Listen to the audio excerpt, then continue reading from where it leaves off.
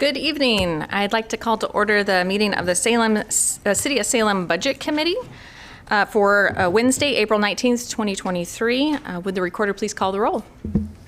Member Milton. Here. Member Cohen. Present. Member Russell Allen. Here. Member Tigan. Here. Member Vieira Brandel. Here. Member Nishioka.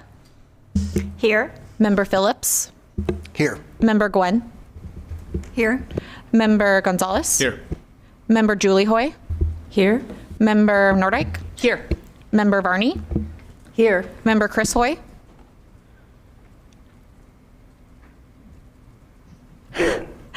Member Dixon.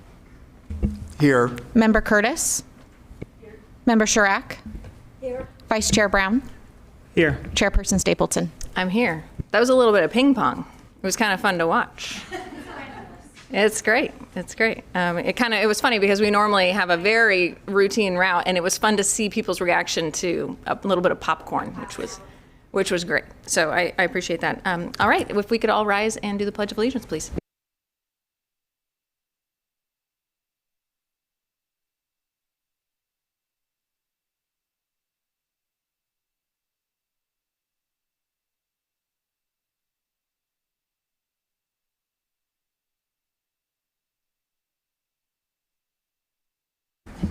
Thank you so much.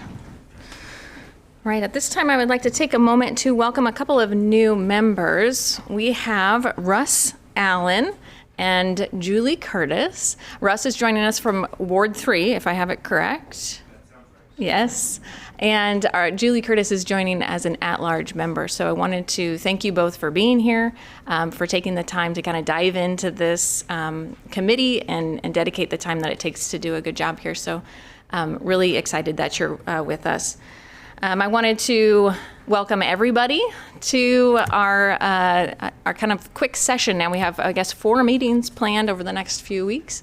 So this is kind of where everything gets going. And I appreciate the time and energy and effort that y'all are putting in. I know it's a lot to ask, a lot of information to take in, so thank you. And I wanted to thank staff for all of their hard work already. We have been given our information, and it is a beautiful, very large packet full of all the good information. So I recognize all of the time that staff have dedicated to this. So thank you so much for that work. Starting off, we are going to ask my co-chair if we have any additions or deletions. Yes, Madam Chair, we do have some. We do have 2 additions. Public testimony and information items. Perfect. All right, we are going to need to see if there's any discussion. Well, actually, I need a second. And Second. Dan, sorry. Dan, do I need my co-chair to put that in motion form? It typically should be, but it's fine like that. Okay, next time. Quick, next time. Okay. All right, we got a second by Phillips. Thank you so much. Is there any discussion? All right, would the recorder please call the roll? Member Milton. Yes. Member Cohen. Yes. Member Allen. Yes. Member Tigan. Yes. Member Vieira Brandel. Member Nishioka. Aye. Member Phillips. Aye. Member Gwen. Aye. Member Gonzalez. Aye. Member Julie Hoy.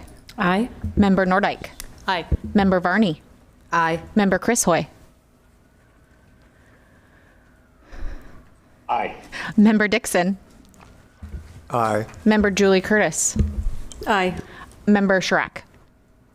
Aye. Vice Chair Brown. Aye. Chairperson Stapleton. Aye, motion passes. Thank you so much. All right, now we have public testimony. As you all saw, there were some in our packet as well as in the additions that we just added. And we do have 2 folks from the public here to give their testimony. First up is Matt Hale. Hale, okay. And as I'm sure you know, we have 3 minutes for members of the public. If you can please start by stating your name and the ward or address that you reside at. Hi, thank you. Yes, I'm Matt Hale from Ward 4. So good evening, Mayor. Nice to see you there with those palm trees and councilors. Once again, I'm Matt Hale. I reside in Ward 4. Thank you for the opportunity to speak tonight as a concerned Salem resident. This proposed budget, as I continue to review it, I believe needs some modifications. The most sensible and prudent strategy now is to cut cost, be more efficient, and only seek additional revenue that you absolutely need. I would recommend that we remove the operations fee. And 1 second here. And increase, and since your revenue, if you take away that operations fee increase of a little bit over $5 million, as I reviewed the proposed budget, you'd still have about $200 million of revenue in the general fund. And then your proposed expenditures in the general fund are only about $185 million. So you can look at those numbers on pages 332, 334, and 337. I want to thank Councilor Gonzalez, who is quoted today in the Salem Reporter answering the following question, and this is the question that he was posed. Is raising revenue the only practical way to maintain city spending? And Councilor said, quote unquote, it might be. I have not seen any other options, and we've asked for ideas. Staff has to trim current spending to help, but I haven't seen them. End of quote. I provided several options in written comments earlier this year in March, and I ask each councilor tonight to ask the city staff to provide options to cut costs and be more efficient rather than raise fees and taxes. If you have no other option but to seek more revenue, I ask you refer your request to voters. The operations fee already cost homeowners and renters, all 67,000 of us as homeowners and renters, the equivalent of way more than the police station bond and the library bond combined. You sought our approval back then for those bond measures. I leave you with a recommendation I made earlier this year. Ask city employees to self-contribute to their IAP rather than the city making a contribution on their behalf. When I worked for the state from 2020 to 2021, I made my own contributions to the IAP.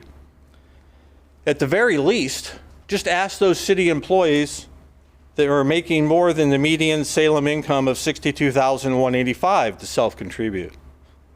Clear example, in your budget, you're asking for a library supervisor for a salary of $144,450 a year. That's an IAP contribution of almost $9,000 a year. Thank you. Thank you. Your time is up. Thank you so much for your feedback. And next up, we have Mike Slater. Of course, you know we have 3 minutes. Please state your name and ward. Thank you. I'm Mike Slater of Ward 7, and I'm a member of the Planning Commission, and I'm here to talk about the Planning Commission budget. I think we all know that Salem is facing a couple challenges. Revenue is the one that's at the front of everyone's mind, but we also have housing, and we also have climate issues that we have to address. And those three all come together in how we develop our property and how we build our urban environment here in Salem. As we try and increase density in the city, we're going to be able to rebuild spaces and garner greater revenue that will allow us to address some of our revenue problems. We'll also be able to move people closer together and get people onto the streets on bikes and on foot rather than in car. That deals with our climate issue. And simply in expanding opportunities here, we're going to be able to address some of our housing issues, especially as we look at alternative housing methods than just single family. So the problem is right now we have a very top-down Our Salem program. It's very different from what's in the past. It's going to be very hard for us to implement that given our current built environment. We also are having a lot of activity at the block level. We have applications are coming in constantly, and that's taking a lot of our resources away, as well as trying to meet all the mandates that are coming down from the state. The problem is that we're not doing any work at the middle level, where change really happens, at the block level and the neighborhood level. As we increase density and we remove parking requirements, which we need to do, we're going to have a lot of conflict at the neighborhood level as we try to accommodate these new building forms, as we try to accommodate people on foot in what we all recognize as a pretty dangerous pedestrian environment for us. And what this means is that we need to take steps to do neighborhood plans, neighborhood master plans. We call them refinement plans. Right now, we have no capacity to do that. We have one long-range planner in planning. They're focused entirely on meeting state mandates. That means that a neighborhood that wants a plan to think through how are we going to meet these new mandates, how are we going to increase density, how are we going to make our streets safer, we can't meet that need. We really need a second long-range planner in Salem. Eugene, which is 2,000 people smaller than us and a more compact size, has 8 long-range planners. We have just one. If we want to be successful in transforming the city, increasing density, making our streets safer, we have to work at the neighborhood level and we have to get these plans done. And we can't do it without additional resources. But that's my message to you. Thank you so much. Thanks. Yes. Yes, I do know about those neighborhood plans. I think some of them are quite old. Lisa's back there laughing. So, yeah. Thank you for bringing up that really good point. Thank you, Michael. It looks like now we are on to our minutes. Vice Chair, do I have a motion? Yes, do we? I'm sorry. We would like to make a motion to approve our minutes. I'll second. Great, second by Nishioka. Is there any discussion? All right, would the recorder please call the roll? Member Milton. Aye. Member Cohen. Aye. Member Allen. There are plenty of people here, so I'll abstain since I wasn't here. Member Tigan. Aye. Member Vera Brandel. Aye. Member Nishioka. Aye. Member Phillips. Aye. Member Gwen. Aye. Member Gonzalez. Aye. Member Julie Hoy. Aye. Member Nordyke. Aye. Member Varney. Member Chris Hoy. Aye. Member Dixon. Aye. Member Curtis. Aye. Member Chirac. Aye. Vice Chair Brown. Aye. Chairperson Stapleton. Aye, motion passes. Thank you so much. All right, we have no action items tonight, but I am going to ask Josh Eggleston if he could come up and give us just an overview of what we should expect tonight. And Josh, I'm not sure, could you also give us just an overview of what to expect over the next couple of weeks as well, since this is the first meeting, and it'd be nice to kind of set the tone. Yeah, absolutely. Josh Eggleston, Chief Financial Officer for the city. Just real quick, this is your first of 4 meetings over the next 4 Wednesdays. We do have a 5th meeting as an alternate, but hopefully we won't need that. We'll be able to wrap up this work in the 4 meetings allocated. Just real quick, the materials on your desk, you should have the additions agenda, the regular agenda, the presentation, one new book, the CIP document. We had it ready, so we provided it for you today for next week's meeting. And then you should have received Urban Renewal Agency proposed budget and a City of Salem proposed budget this last week at your home. So if you're missing something, please let us know. Also, we do have 2 quarterly reports for the city and the Urban Renewal Agency. Please let us know if you have questions. We're not planning on reviewing those this evening, but we're just providing them for your information. Thank you. Great, thank you so much. So tonight we are going to have our city manager kick us off with his budget message, and then we are going to have 2 different areas that we're going to review: the welcoming and livable communities, and then also our results area around natural environment and stewardship. So those will be coming up, but we'll go ahead and start now with the city manager. All right, thank you, Madam Chair. I am very happy to be here and very happy to be presenting my first budget to the city of Salem. Like has already been said, it takes a village to prepare a budget, and most of that village is here in the chambers right now. As you look around at the staff members who are present, they're the people who really drive this budget as far as bringing the information together and putting the package together. But specifically, I'd like to recognize Josh, Callie, and Kelly for their work in pulling the budget document together. It really is an extraordinary document. It is how the city's comprehensive plan and our policies are put into place. This is not just a financial document, it is also a policy document, and we'll be talking about it from that perspective as we move through here. Thank you to the Budget Committee. This is new for me. I have not participated in a Budget Committee process. I've been involved in public budgeting going back a long, long time, but I've never worked with a Budget Committee. This is really cool to have citizen engagement and involvement directly in the process. So thank you for being here about that. Also, what I find very intriguing about our budget is the way that it is divided into community priorities and results areas. I think that that's a powerful statement about that. This is not just a financial document, it is a policy document, and it's how we implement our policies. There's two ways that cities implement policies. One is through financial action, and the other is through our regulations, our Salem Municipal Code. So this is an important tool for us for policy delivery. I want to say a few words about where we are and this document that we put together and the message that it sends to you about where we are and where I hope we go over not just this year, but the coming years ahead. I think has already been noticed. We have put in front of you the notion that there is going to be another ask for revenues. I can tell you that everything in this budget is important. There is nothing in there that's superfluous, that there isn't somebody who benefits from the service or program or function that is being funded here. I think there's 400 and some separate programs that are funded with this budget. So I think each and every one of them has somebody attached to it and somebody interested in it. My budget proposal is predicated on there being a significant addition in revenue. The operations fee included in this budget is part one of a two-part package. Without the second part, the operations fee and implementing it would be really questionable as far as adding new employees.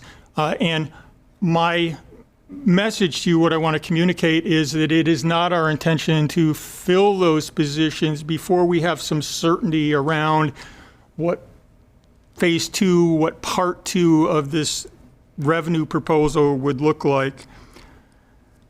You and council members, budget committee and council members have a very difficult set of deliberations coming in front of you. There are no easy questions. There are no easy answers to any of this. Staff is here, as you can see, look around. Staff is here to support you in this process, to provide you the information that you need to make decisions and to make informed decisions. So don't be shy about asking for information. That is why we're here, is to support you in that process. We have evaluated and considered each of the positions that's included in the budget, particularly the new positions that was included in the budget.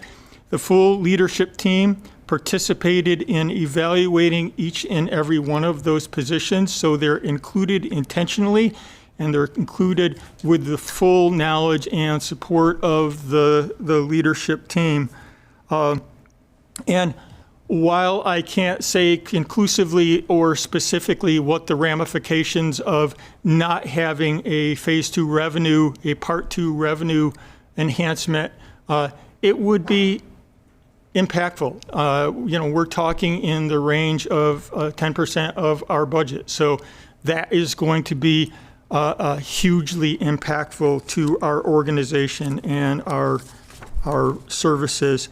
I guess the last thing that I would say about that is that we're going to start with looking at core services, and frankly, the first service that would be most vulnerable, at least from a staff perspective, to budget cuts would be the services that we're providing to respond to homelessness.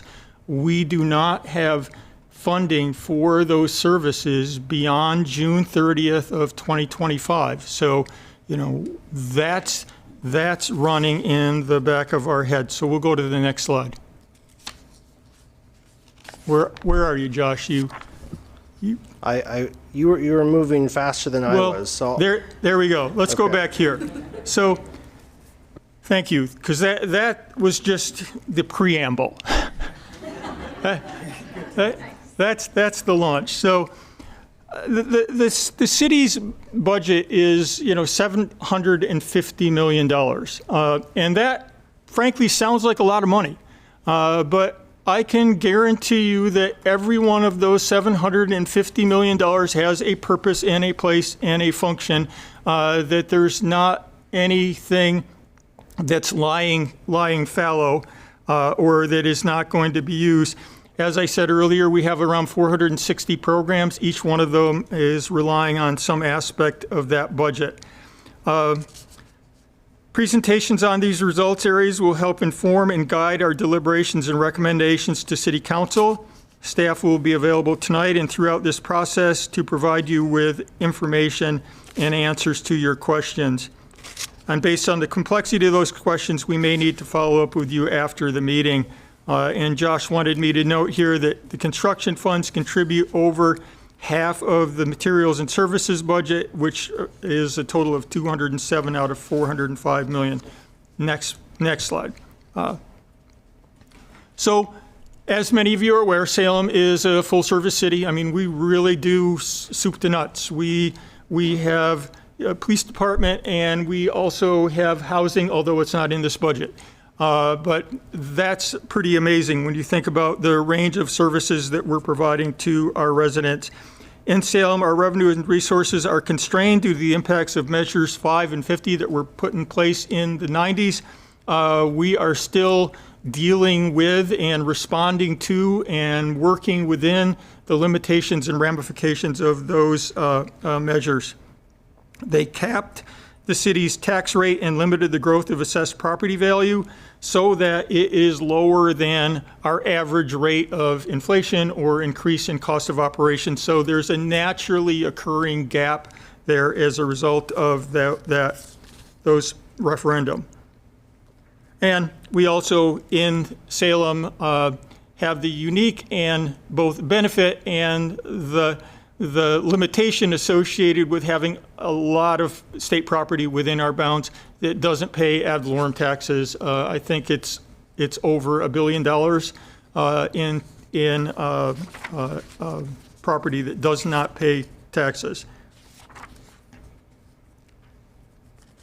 And of course, Salem is not unique in this aspect. I have a monthly call with 7 other city managers from the 7 largest cities in the state of Oregon, absent without Portland. And each and every one of those communities is wrestling with this same question. How do we meet basic services with this gap that is naturally occurring? And that literally every single one of them is having probably tonight the same conversation. Next slide. So this year, I have put into place a new organizational structure that includes 2 new positions. They're new to the people who are filling them. Krishna Namburi is our deputy city manager. She's over there, wave. Most of you know Krishna. She is our deputy city manager for executive enterprise services and is an extraordinary asset for the city in ensuring alignment with our mission, vision, and values around our enterprise services, which is basically all of the infrastructure that supports the rest of our operations. Things like IT, HR, fleet, and our facilities. And probably half a dozen other things that I'm not including in there. On the other side of the organizational chart, I've created a new position which will be the Community Services Deputy City Manager for Community Services, and that person will be responsible for a wide array of services, including Parks and Recreation, the library, Center 50 Plus, neighborhoods, youth services, public art, and a few other things. Homeless response, yes, Gretchen, I see you over there. Homeless response, among other things. I think that this is an extremely important addition to our organization. It will allow us to drive our policy agenda and our cultural agenda in our organization, and we did it without adding new positions. We repurposed Krishna's director position. Krishna was promoted into the position, and on Friday we will be announcing our hiring of the new deputy city manager for community services, and that was a repurposed position formerly known as the community development director. So let's go to the next slide. You have all seen this slide. You understand that our revenues are not keeping pace with our expenses. This isn't something that we're talking about because we want to scare people. This isn't something that we're talking about because we're hysterical. It's something that we're talking about because it's the reality of the situation that we're in. We've had Moss Adams, our consulting team that we have on retainer, review our 5-year forecast and basically came back and said, yeah, it's accurate. This is real. This is not something that is a figment of our imagination. We're fortunate that we've had the ARPA funds in order to carry us over the last couple of years, and they supplemented our fund balance, and they've allowed us to avoid this difficult conversation for the last couple of years.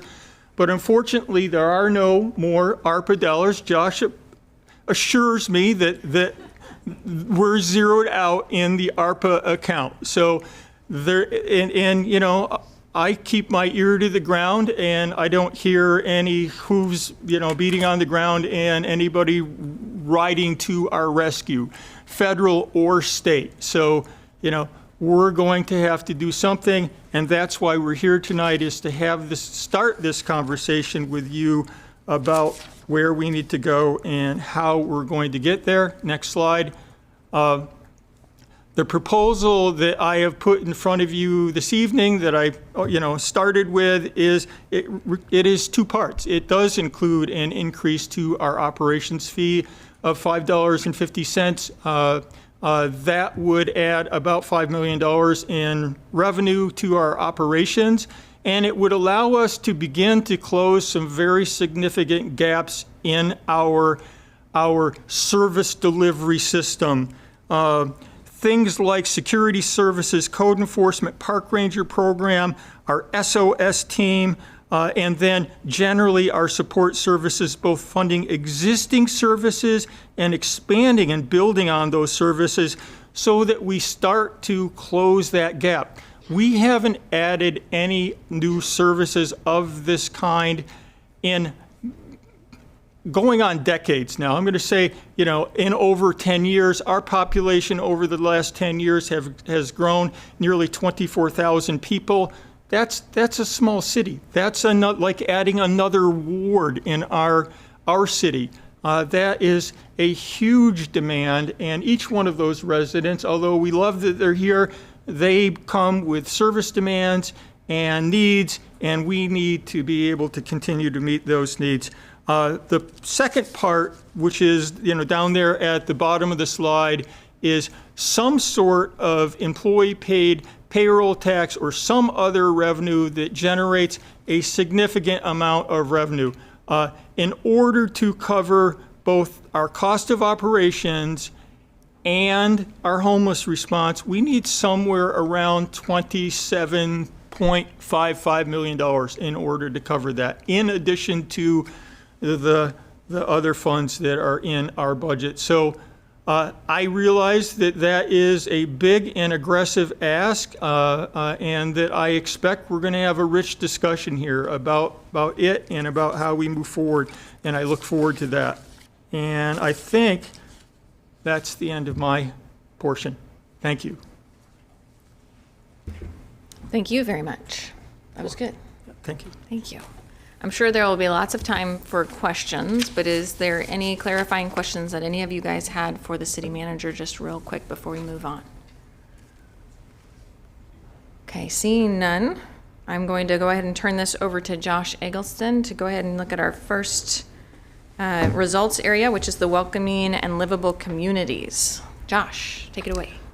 Thank you, Madam Chair. If I may, I have a couple other slides to go through. And first, I'd like to introduce the budget staff. I haven't done this the last couple of years. We've been virtual. So Callie Leinenbach, she's the city's budget manager, recently promoted from senior fiscal analyst. Ryan Zink, a senior fiscal analyst in the budget office. Kelly Bleichman, management analyst. And James Wharton Hess, also management analyst. I'd like to thank the budget office and department staff for their work putting together the budget proposal that we'll be going through tonight and over the next several weeks, sorry. Before we move into the result areas, I want to provide some context for the budget and the budget document. The development of this budget was guided by the council's strategic plan, which provides our mission, vision, and values, defines expectations of the council and the community framed within the policy priorities. The annual policy agenda, which is informed by input from residents and interested groups and defines actions that can be supported in the upcoming fiscal budget. The policy agenda relies on continuous feedback through resident satisfaction surveys, city boards and commissions, neighborhood associations, and testimony at city council and budget committee meetings. The role of the budget committee, all of you, is integral to this annual cycle as the committee receives the budget proposal from the city manager, provides opportunities for community feedback at committee meetings, sets the property tax levy each year, and makes a budget recommendation to the city council. This display shows the city total budget of $749.6 million broken into 6 result areas, including construction funds. As you can see, the safe, reliable, and efficient infrastructure is the largest, followed by safe community and good governance.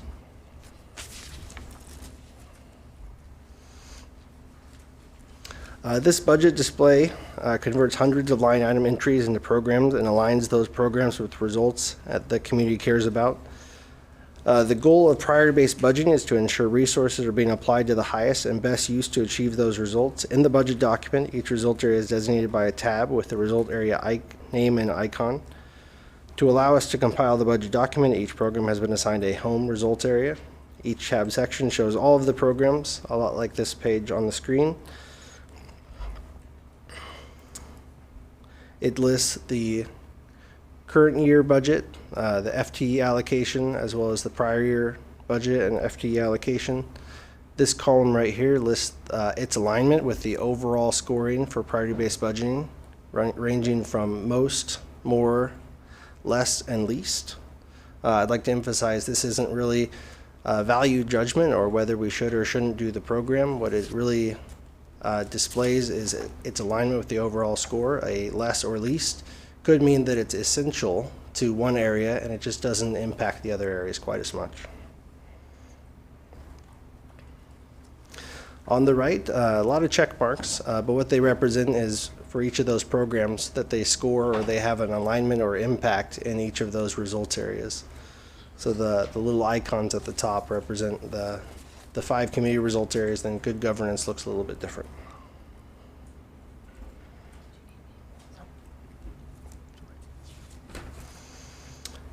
Throughout our scheduled budget committee meetings, we will highlight changes and initiatives within each of the results areas. Tonight we'll be covering welcome livable community and natural environment stewardship. Actually, Callie Leinenbach will be covering natural environment stewardship. The welcome livable community result area starts on page 165 of the city budget book. That's the bigger one. And natural environment stewardship begins on page 77.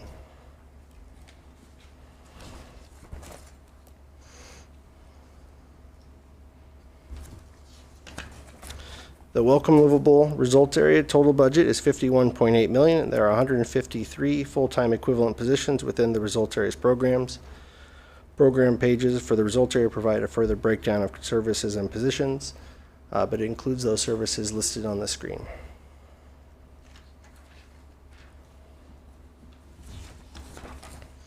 For each results area, we'll highlight the workforce changes. In this case, one new library position is included in the budget proposal to supervise the West Salem Branch Library. An existing limited duration position that manages the program at the amphitheater in Riverfront Park was converted to a permanent position. It was a limited duration position. The proposed budget also includes 4 positions for the Salem Outreach and Livability Services team to provide response and services 7 days per week. Currently, it's five days a week.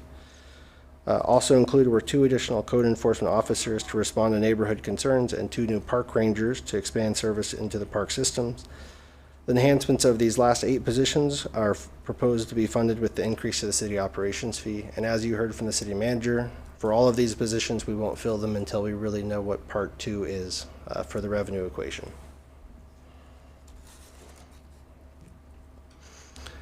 As part of the creation of the Community Services Department during fiscal year 2023, the existing vacant Community Development Director position was reclassified to a Deputy City Manager to lead the new department. 1 management analyst addition is recommended to provide financial management and support. Also, through the reorganization, 10 positions moved from other departments to join Community Services. The Community and Urban Development Department is also a new department in the fiscal year 2024 proposed budget. They combined with the elimination of the Community Development Director into 1 department. And then 1 administrative analyst is proposed to provide additional administrative and budget support with the transfer of 3 positions from that department to Community Services. We want to highlight the sheltering services. Many of the current sheltering services the city supports were started using federal and state grants. Those efforts includes 3 micro-shelter sites with capacity to serve over 250 people, and the newly renovated 75-bed navigation center with an open house on, is it the 24th, Monday? Feel free to stop by. Our sheltering services are supported, other sheltering services are supported by the general fund like Safe Park programs and contribution to the warming network.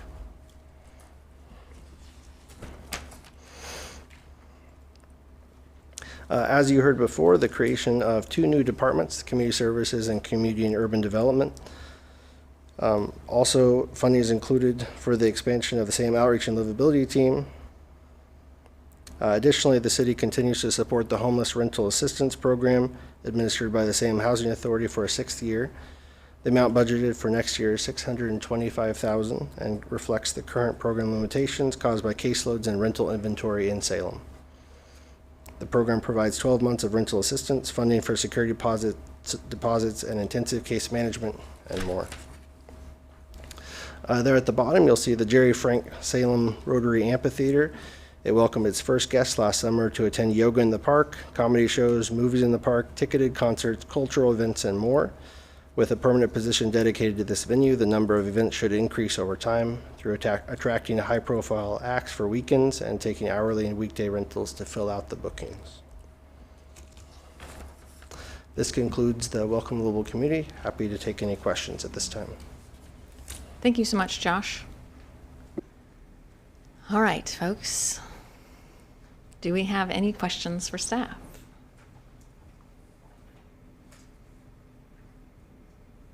Yes, Member Gonzalez. Yeah, thank you, Chair. Josh, on the addition of 2 compliance officers, I know that in the neighborhoods they're sort of assigned to districts. Is this adding areas? Is this downtown? Is it, or just overall support? I'm going to let Kristen Rutherford, the Urban and Community Development Director, answer that question. Good evening, Kristen Rutherford, Community and Urban Development Director. So these 2 additional positions are helping us to achieve a goal of having a code enforcement officer per ward. So it's changing the districts a little bit. So the ultimate goal is to have 1 assigned for each ward so that they can have more regular participation and relationship building within the neighborhood associations. And it will also help add capacity where we've had some shortfalls with camping, on-street camping, and response and follow-up. Thank you for that, Chris. And I know that usually these are complaint-driven actions by the city. So usually it's a complaint comes in. How much of it is complaint-driven? Because what I hear on two ends is some members of the community, and it's been people of color have really felt targeted, and then at the same time, and they feel like it's been heavy-handed, and then at the same time there are some members that just don't get enough follow-up. So I know this is going to help with that, but that's what I've been hearing so far. Thank you. City Manager, I think, would like to add to that. Yeah, just in regards to the code enforcement officers, again, thinking about this as a package that is focused on safe and secure communities. The code enforcement officers, as we would roll into doing more community policing, could also help the police department in being more effective in the community policing aspect of the work. Chief Womack, in his prior experience down in California, was responsible for the code enforcement function there, and had great thoughts and perspective on that engagement and how effective that can be in dealing with some very specific crime issues. So that would be my hope, that those additional code enforcement officers would help supplement our community policing efforts as well. And Kristen, I want you to stay there because I don't want to lose something really important that Member Gonzalez brought up, and that is the issue of race when it comes to these calls that are being made. And this is something that some of us counselors, Councilor Gonzalez and I, and Mayor Hoy, have been behind the scenes trying to figure out just how do we handle this. Because we definitely do not want to be complacent or even a part of any kind of racial motives. It's an interesting thing to process about whether you make it anonymous or not. And there's just a lot of complexities. And I don't know, Director Rutherford, if you have anything to add to that. I know this wasn't on your list of things to talk about tonight. It is a sensitive topic. But I don't think that we should just let it go because it's sensitive. Certainly, I'm happy to speak to this evening because this is something that we've been discussing quite a bit internally over the last couple of months, and since I've stepped into this new absorbed role with the combined department. It is a complaint-driven system. Anytime you have a complaint-driven system, there is a potential for abuse of that system. So we have been having conversations about what we can do to preempt abuse in that kind of a structure. So one thing that we're working on is how can we better communicate more broadly through the community about how the system works, how you can engage in the system, right, if you do have concerns or issues, because the other side of that is there may be members of our community who have complaints about neighbors because of race concerns. They won't engage or make complaints when those violations are very valid, but through their own experiences or fear may not feel comfortable using the system. So we have been talking about improved outreach communication and materials, and bilingual materials, so that everybody in the community has a better understanding about how the system works.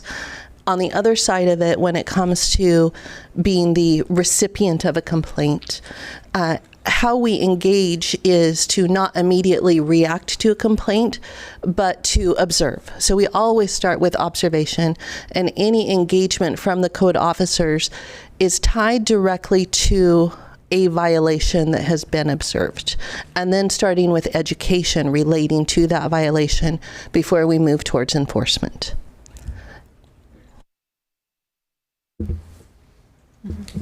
Thank you. And I do know that it also impacts our LGBTQ plus IA plus community as well. I've heard complaints about that as well. So it's impacting a lot of people, and I'm really glad that you guys are having discussions behind the scenes. I know all of us, including the mayor, would like to be kept informed on that development, and I see that Member Nordyke has some comments.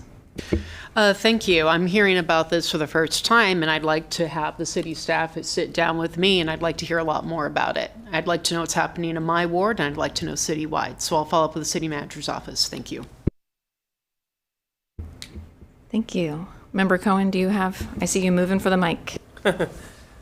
Thank you, Chair. Not related to this comment, so you can come back to me later unless we're ready to move on.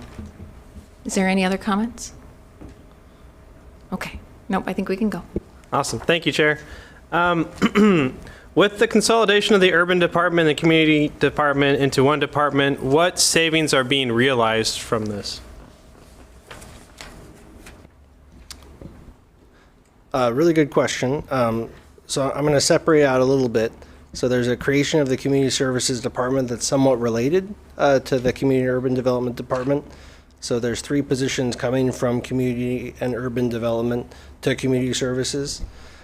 Specifically, the reclassified Community Development Director, I'm Program Manager, and then staff assistant positions, and then backfilling with an admin analyst. So there's a little bit of efficiency, 1 director, previously 2 directors for that department, and then one support staff instead of the other 2. So there is a little bit of efficiency there. On the community services side, it was actually a cost. There were positions added. Thank you, Chair. One more question. On page 179, on the trust fund programs, I see that the Homeless and Sheltering Coordination and Navigation Center operations, are both being decreased. It's about a $7 million decrease in reduction. Is this due to the one-time spending for the Navigation Center, or is this just an overall decrease going forward? So you're talking about the Homeless and Sheltering Coordination under trust fund? Correct. Okay. So a lot of that funding has been depleted. So last year, I believe we fully appropriated it in case we needed additional dollars. So the funding that you see in 2024 is the balance that's left that's being appropriated for those sheltering programs this next year. And then for clarification, it's these funds that city manager said will need to be dealt with starting 25 or fiscal 25? Yeah, that's correct. So the one-time federal funding has been depleted, and we're now quickly depleting the state sheltering grants that we received.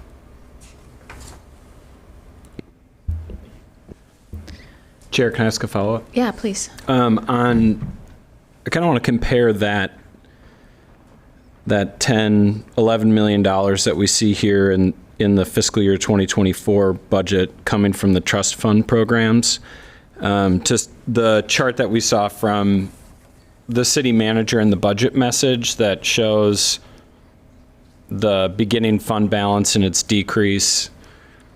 Josh, this chart just looks like, not just, but it just looks inflationary, right? It doesn't include in the net expenditures a $10 million increase per year in homelessness services. Like, is this a true depiction of what the budget's going to look like if the city has to assume the cost of taking on these homelessness programs? No, it doesn't. So it's just general fund services. Currently, these sheltering programs are operating outside of the general fund. So what year, if the funds were to run out June 30th, 2025, is that fiscal year 26, the third column? So we have funding for the micro shelters through the end of this next fiscal year, June 30, 2024. There could be a little bit left over for the next year, but that's basically it. And then for the Navigation Center, we have funding through June 30th, 2025. So fiscal year 25. So there's nothing more left in 2026. So to characterize this chart, it's actually rosy compared to the actual situation if we continue to maintain the homeless services. That's correct, yes. Okay.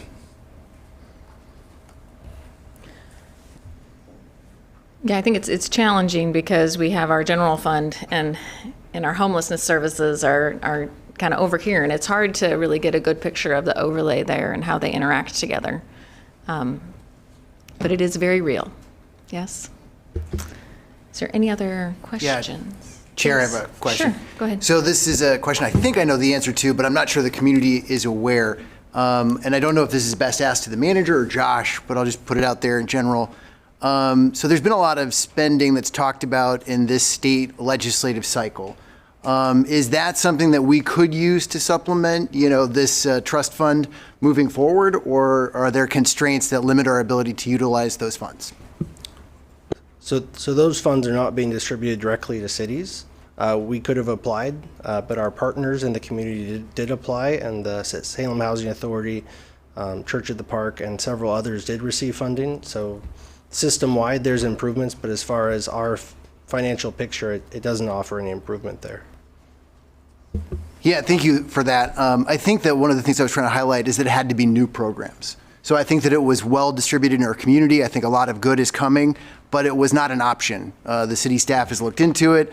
My understanding is that we could not supplement these already existing programs with those funds. Is that an accurate summary? Yes, that's correct. Yeah. Okay. Thank you.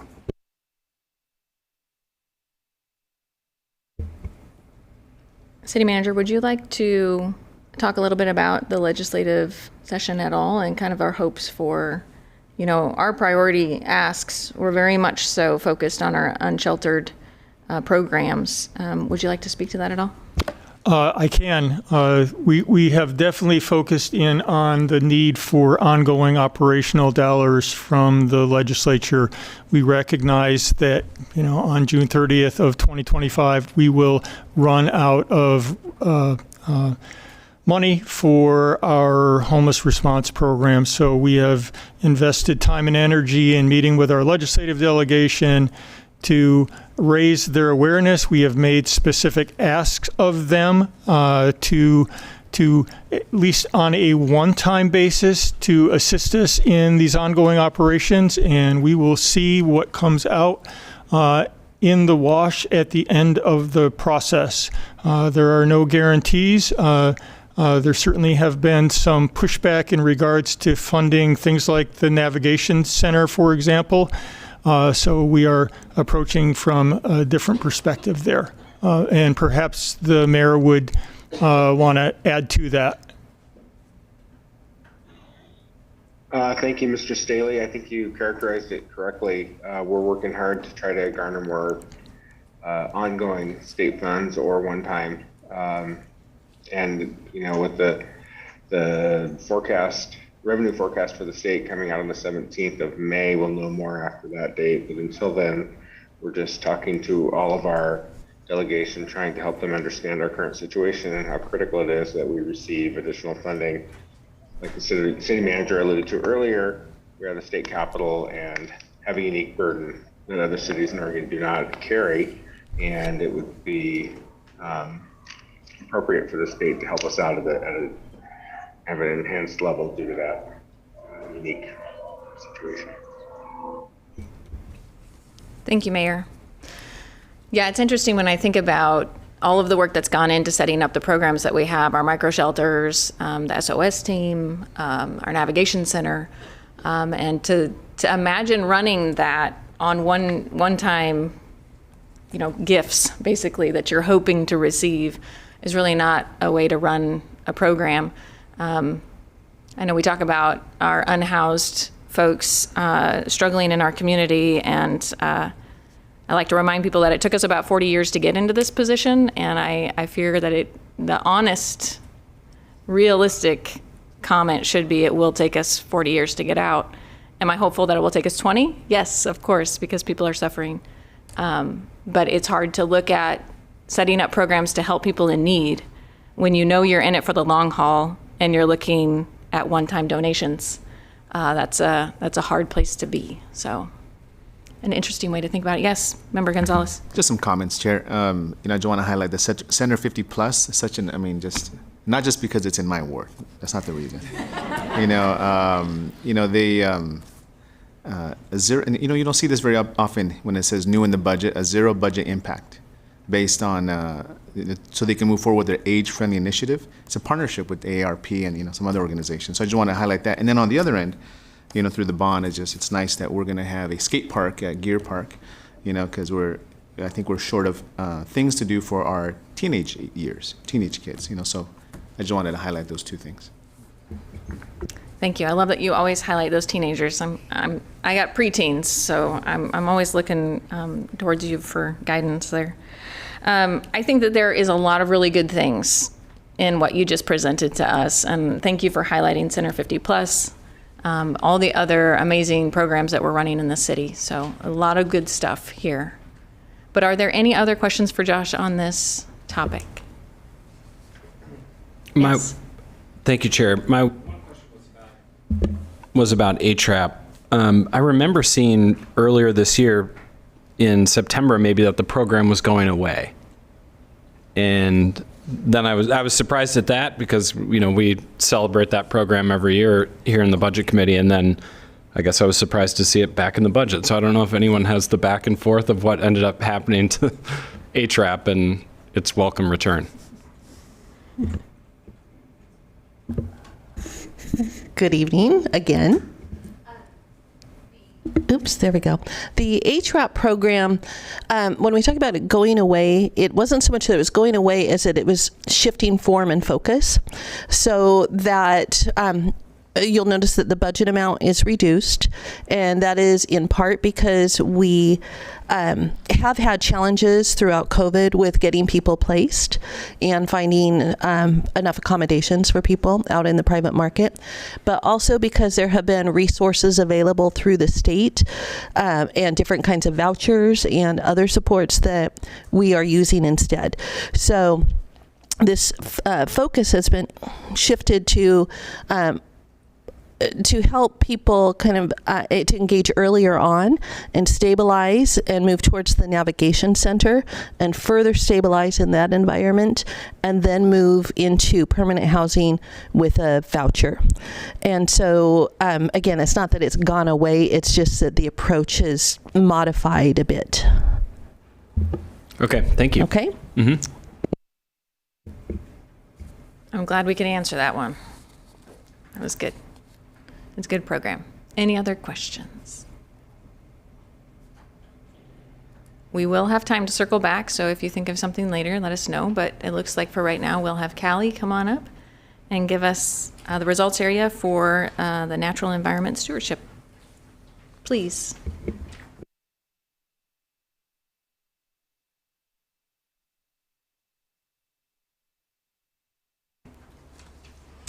Good evening, Budget Committee. I'm happy to be with you this evening. Like Josh said, my name is Callie Leinenbach, and I'm the Budget Manager for the city. I'm happy to present to you this evening the proposed budget for the Natural Environment Stewardship Result Area. Programs in this result area are managed by Public Works, and they focus on environmental compliance, monitoring, and education.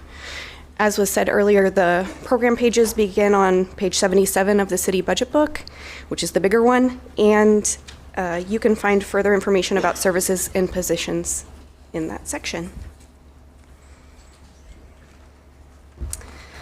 The Natural Environment Stewardship Result Area has over $24.9 million in the proposed funding, with 4 major program groupings that represent responsible wastewater treatment, careful natural resource management, water quality monitoring, compliance with federal and state permits, and work toward climate action goals.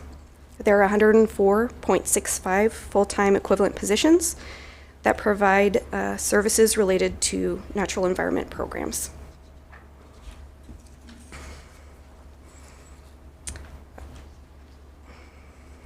Workforce changes for this section. The utility fund is proposing to add 4 new positions in this result area, 1 limited duration position and 3 full-time positions. A limited duration administrative analyst position will support the Department of Environmental Quality stormwater permit. Permanent positions consist of 1 maintenance operator to assist with increasing maintenance needs of vegetative stormwater infrastructure and natural area assets, 1 GIS analyst to provide dedicated support for stormwater infrastructure, and 1 additional maintenance operator position to support nighttime street sweeping. The street sweeping program did move from the safe and reliable and efficient infrastructure result area to natural environment for the proposed budget. And with that came 7 FTE. So you'll see that increase in this proposed budget. And then there was also a position that was moved from engineering, and it's reclassified to a program manager to work on climate action plan implementation activities.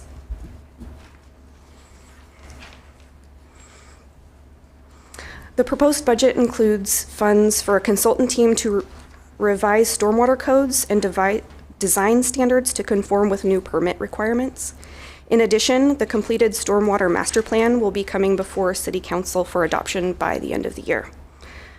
A pilot project for sewer system monitoring will begin in the upcoming months. If the pilot is successful, a network of streaming sensors will be installed in the system. This will provide real-time characteristics of wastewater to detect unusual pollutants discharged into the system and to ensure the most appropriate treatment options are implemented. An inventory of trees and parks is planned for fiscal year 2024 to provide information about species, condition, and health of trees in high-use parks. Based on health tree ratings, trees and parks could be more closely monitored and managed, including those that are in poor condition and those that are susceptible to pests. The current tree inventory has over 38,000 asset points, primarily collecting street tree data in the city's rights-of-way. This effort would add more park trees to the inventory. A number of large maintenance and repair projects at Willow Lake are included in the proposed budget. Repairing and recoating of concrete tanks and replacement of mechanisms and 4 clarifiers is anticipated. Clarifiers help separate and collect sludge and other components that need to be removed from wastewater. 2 digesters will have repairs performed on the roofs and inside the tanks. Digesters collect and help break down the sludge, which produces methane biogas and powers the cogeneration facility, which helps power the plant. Also included is a paved biosolids storage facility to increase storage capacity for periods during the year when biosolids cannot be applied to fields.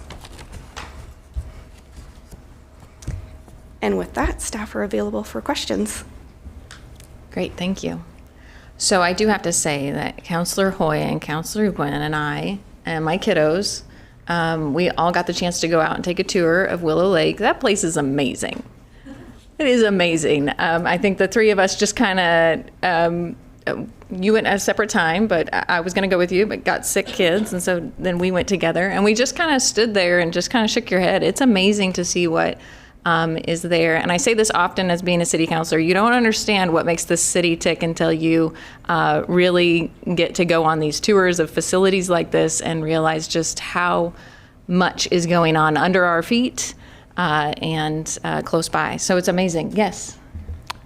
Any of you who are interested in touring any of our facilities, let us know and we will be happy to accommodate you. And do take him up on it. It's really quite amazing.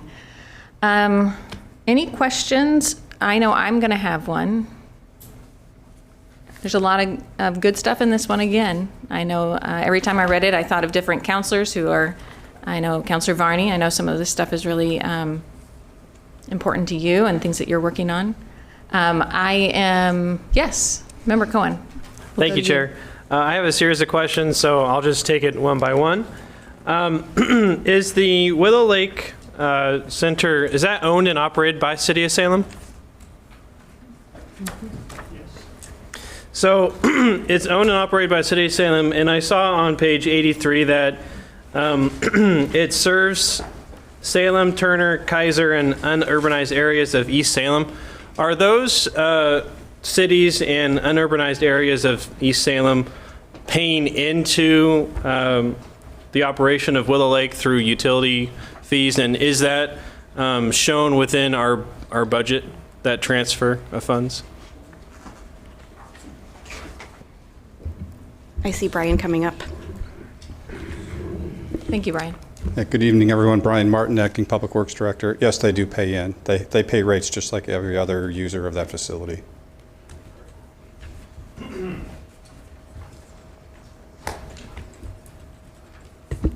Is it reflected in the budget? It doesn't show them separately. They're just, Combined? yeah, it's all combined into one. Making sure. No. Only 3 can be on at the same time.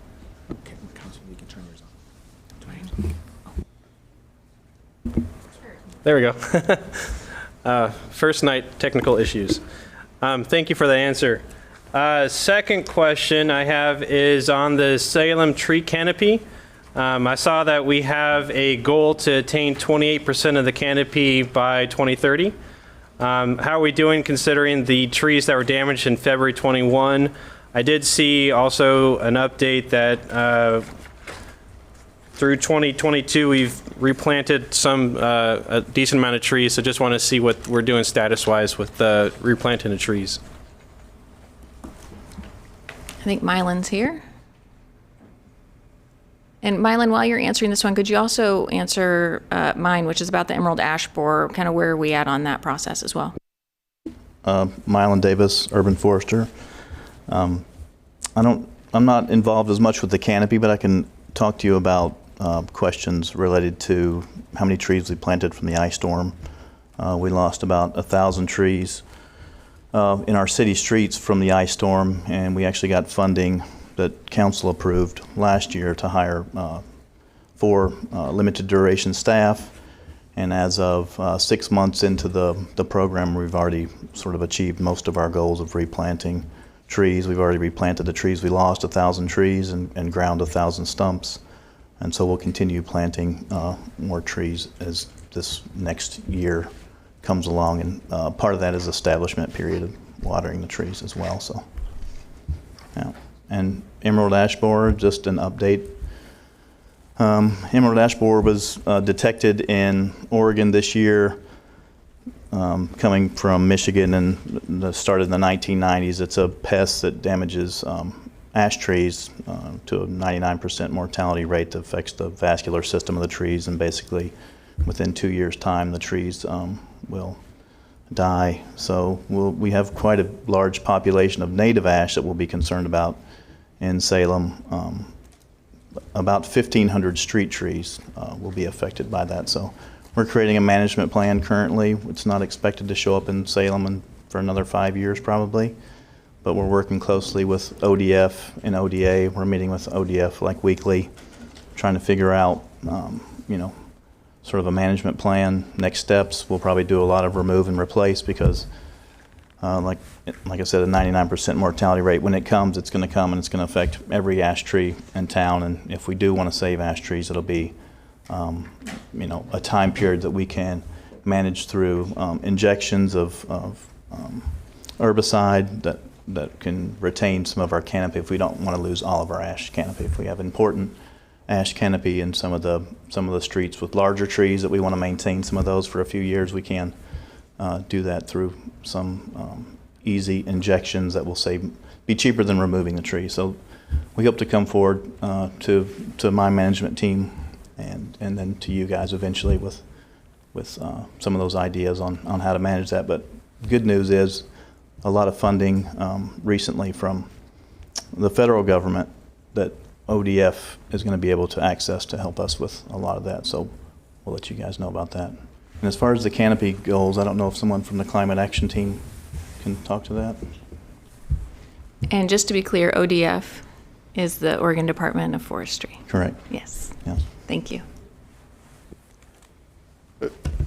Brian Martin again. What I wanted to point out was we do have a tree planting program. It's in the capital budget, so it's not necessarily reflected in this work area, but we'll be getting to that next week. And we have a $300,000 investment in planting trees out of the stormwater fund. So we are planting trees. I don't know that I have the numbers as far as how much we're gaining in canopy each year, especially with the trees we plant are smaller and it takes more time for them to grow and actually expand. But we could certainly get more information on that for you for the supply to Josh and provide it next week. Great, thank you. Did you have any more questions? Yes, I had one more question. Thank you, Chair. You. And I'll save my other tree question for next week.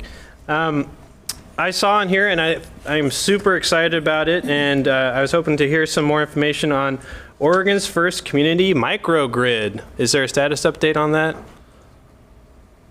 Crickets? I think we have some staff here. I see Alan moving. Alan.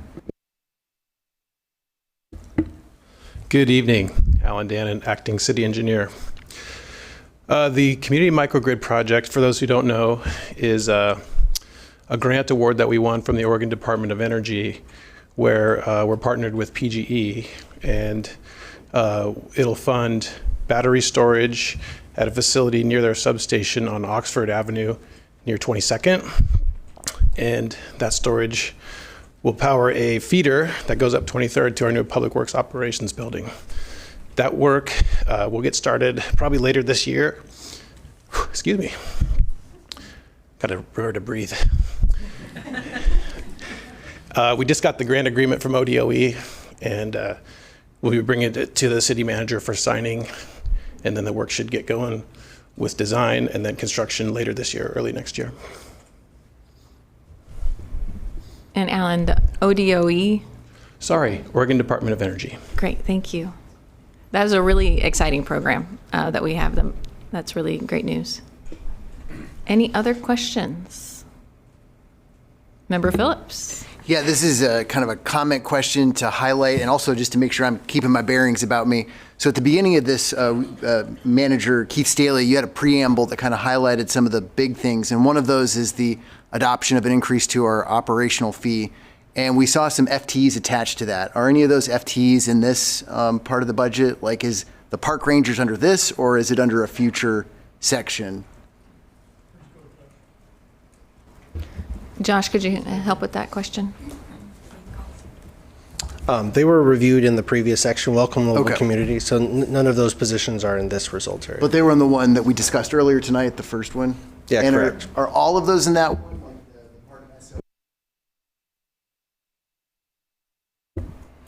Four SOS members, 2 code enforcement officers, and 2 park rangers. Eight positions were in the last results area.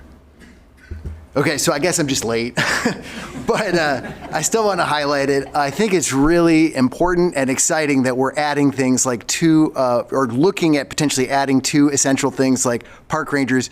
It's my understanding that prior to this potential expansion, we only have 1. Is that accurate? That's correct. And we have 92 parks. 91? Yeah, 91 in the low 90s. Yes. Okay, so I think it's about time to expand that, and I think on our scoring, the parks are pretty high up there. So I'm excited by that, kind of catching up to where we are in terms of service expectations for a growing community. Thank you, Councilor. Each of the positions that was included, in my mind, has a direct relationship to the safety and security of our community, and certainly park rangers are part of that. They connect with and enhance our law enforcement function, and they help keep our community and our parks safe and usable. Thank you. Yes, Member Curtis.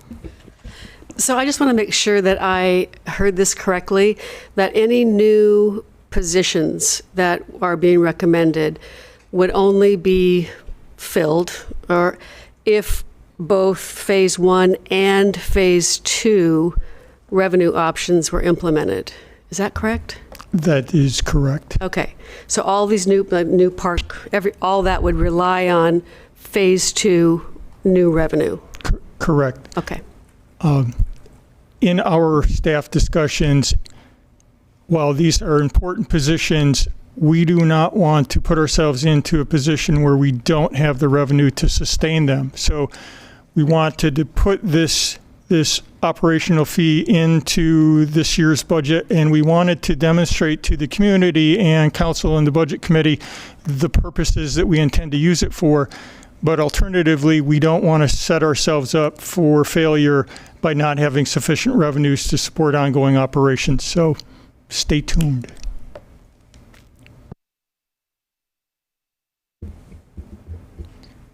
All right, is there any other questions?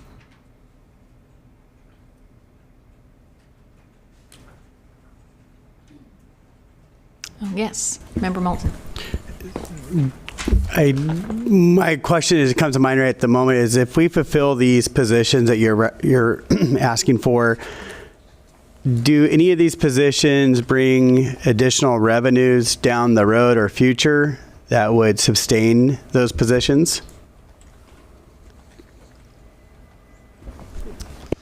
Directly, no, not really.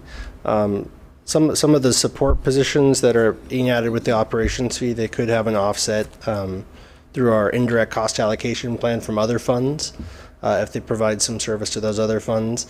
But no, not directly. I mean, you could indirectly say park rangers and parks make people want to reserve the parks more often, so more people reserve parks, and we receive revenue for that. Thank you. Member Milton, did that answer your question? You look like you're thinking. I'm thinking, but I think for now I'm good. Okay. Yeah. Let me know if you need to circle back. Okay. Yes. Thank you, Chair. In this section, for this year and last year, budgeted about $200,000 to the climate action plan, and I'm wondering. I sort of feel like I remember this when it came out, but what's the budget for climate action? Is that identified in the budget? Is that something that once the climate action plan is finished and completed? I just wonder what the transition to budgeting for climate action in the city looks like as opposed to just planning, because I think the planning part has been budgeted for the last few years. So there's two pieces where you'll see it in the pages. The first, the amount you referenced, $200,000, and this year $190,000. It's the same dollar amount, so it's a bucket of funding in the general fund that we're carrying over as there's projects and services that need to be funded for that climate plan implementation. You'll also see funding in the utility fund for the climate action plan manager. These are just the initial pieces. I know that there will be more costs as you look at further implementation of the plan, but those are the two things that are included in the budget for next year. Okay, very good. Thank you.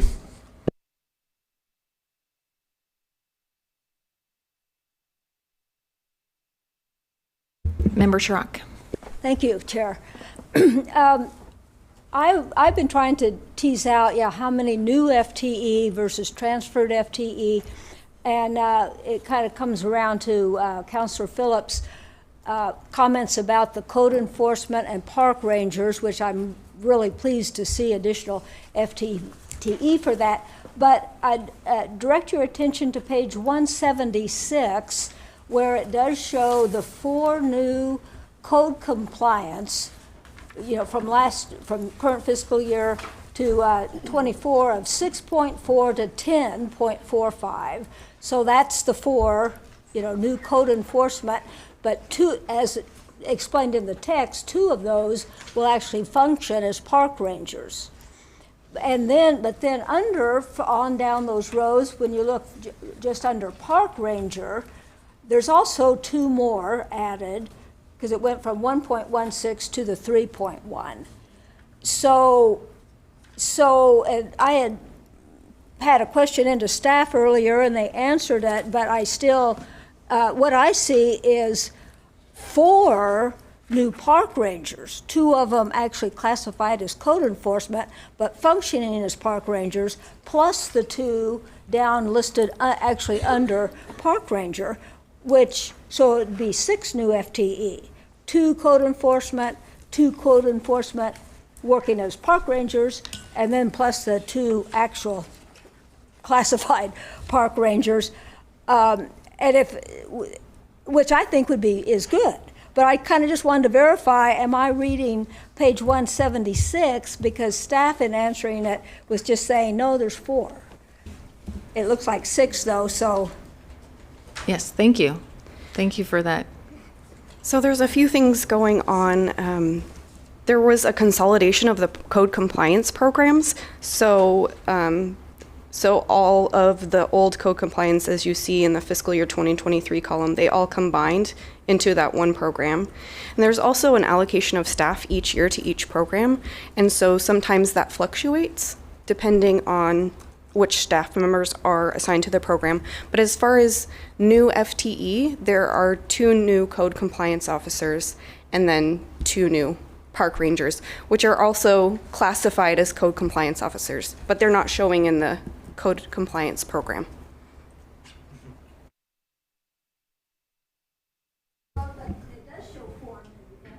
Member Schrock, can you turn your mic back on? There you go. Well, I'll follow up. I'll follow up later. But I was curious of whether we're really talking about 4 FTE for both park ranger and code enforcement, or 6. Okay. Is what it gets down to. But Callie tried to answer my question before, but I'll follow up. Thank you. That sounds good. We'll have a follow-up on that. Maybe you can. Yeah, it's 4, but we can do a little bit more research as to what staff are allocated to the code compliance program and get back to you. Okay. Thank you. I know sometimes when you're shifting from one bucket to another, it can get really confusing. So thank you for taking that extra time to spell that out for us. Any other questions? Member Hoy? Thank you, Madam Chair. I struggle with priorities, and most of you know that already because I know where mine lie. So sometimes it's hard to talk about parks when you're dealing with daily issues that have to do with homelessness and drug addiction and mental illness. I also am a restaurant owner who survived a pandemic and had to learn to think outside the box every time I turned around. So when I look at this book and I think about my business or my home, I think creatively. And I heard you, Manager Staley, when you said that there's nothing in here that isn't useful. I heard that. I also heard public testimony tonight that just sort of rang a bell with me. And it had to do with, is it IPA or IAP? It just made me curious. It's something I knew nothing about. So when I hear new things that I don't know anything about, I want to know more. So I hope that makes sense. And thanks for the opportunity to share that. Thank you so much. Josh, would you like to speak to that at all? Or? I'd be happy to, or I could follow up with more information. Are you curious about what the IAP is or how that functions? It sounded to me like there's a matching or something going on. And I mean, I know our family had to give that up a long time ago through employment. And I just wonder where we're at with that. What is that? Sure. So it's called the Individual Account Program. It's a PERS separate benefit. Currently, the city picks it up 6%. That it's often referred to as a 6% pickup if you talk to other finance people. I know you're not necessarily finance people, but you know, it really depends where you land with your bargaining units, who pays it or not. Currently, we pay it, and I believe that was picked up in lieu of wage increases years ago. Which is why we pay it. It's cheaper for us to pay that 6% than to increase wages by 6%. That gives me more to think about. Thank you very much. I'd be happy to provide more information. Member Milton? So I'm back to my follow-up question as I was pondering here. So slide 15 and slide 8, do they go hand in hand? Of this thing. And while you guys are looking at that, the reason why my question was, does it have sustainable growth, is we're looking for a FTE of a West Salem library branch, 1 FTE for the program manager for the amphitheater, which we rent those out. We make revenues by fees and all that stuff. By having a library that brings people moving into the community of West Salem. So, in all these other positions. So my question is was there any studies done where you're asking for an increase of 3.5 million for the budget, but is there anything that would show that there was a study that, like, by doing this will be sustainable for the ongoing future and with the amphitheater and that kind of stuff? Really good question, and just One small tangent, the amphitheater manager is actually offset by the transient occupancy tax, so there's revenue that comes in to the general fund to pay for that, just so there's no confusion with that position. As far as the other positions, the positions added with the city operations fee, it's proposed that that operations fee pays for those positions specifically, but as far as those individual positions sustaining themselves, no, that's not the case.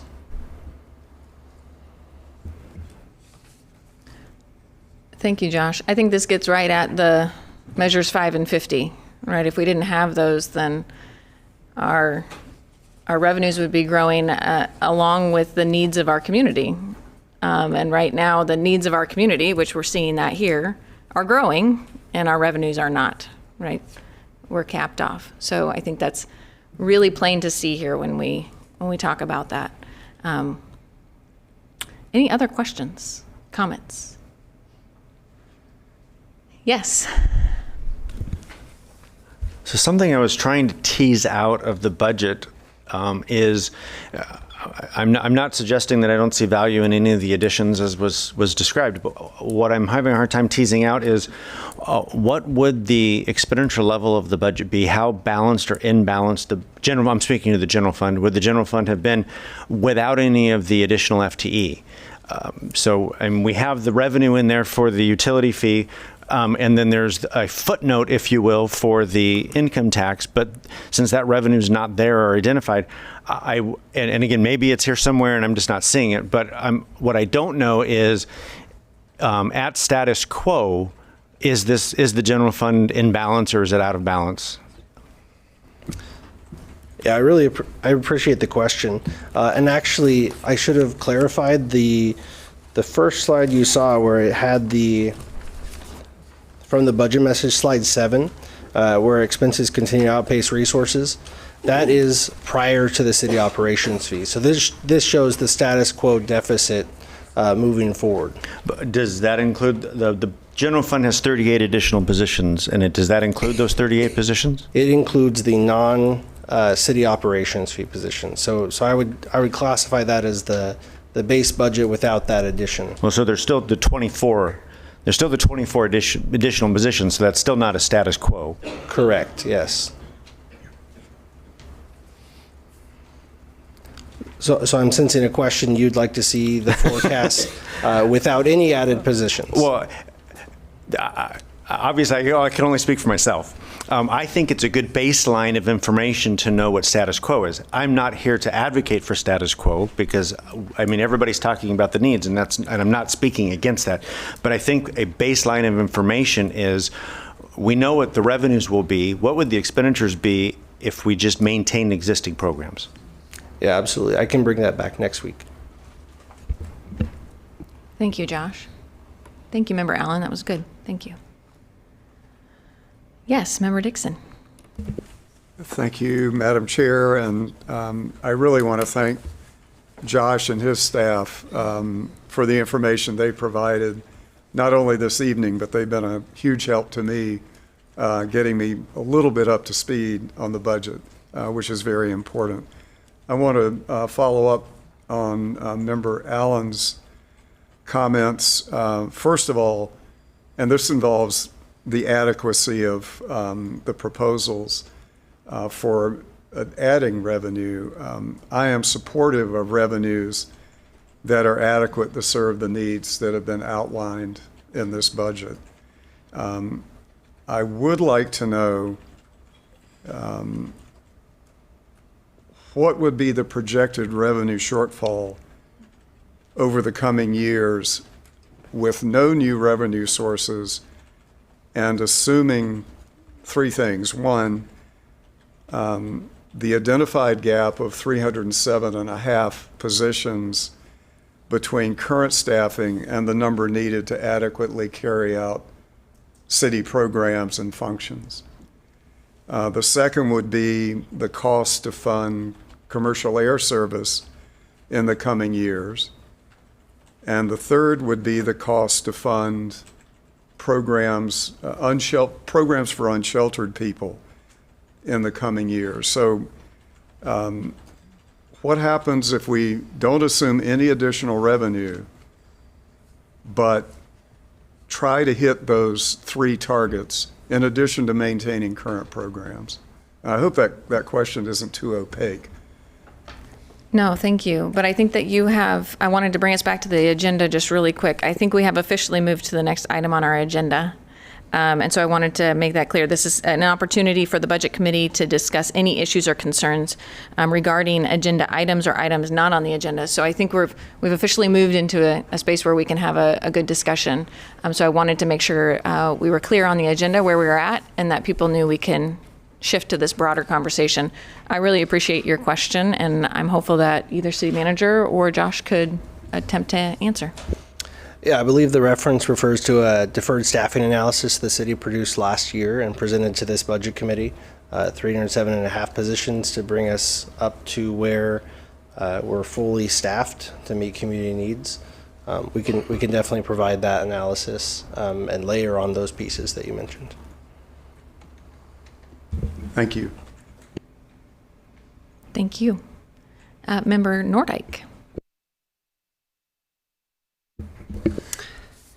First of all, I want to thank all the public members of the Budget Committee for your questions so far. My counselors and I can talk to our city staff pretty much anytime we like. We can ask Josh or any number of the staff to come down and answer our pop quiz style questions whenever we so choose. And that's the privilege of being in this seat. But it's a privilege to be in your seat too. So I'm grateful for your questions, and please keep them coming, because before I sat here, I sat there.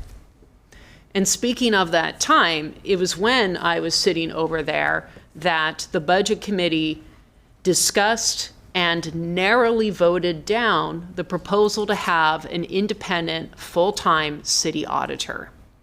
And I'd like to know what the appetite is of this body to revisit that conversation. Because when I look around the room, there's not many of us who are still on Budget Committee from just a handful of years ago. But I can tell you it was a tight vote, and there were many proponents, including me, spoiler alert. And right now, our city is asking us, the Budget Committee members, to not only approve a huge current budget, but to consider the value of many more additional positions.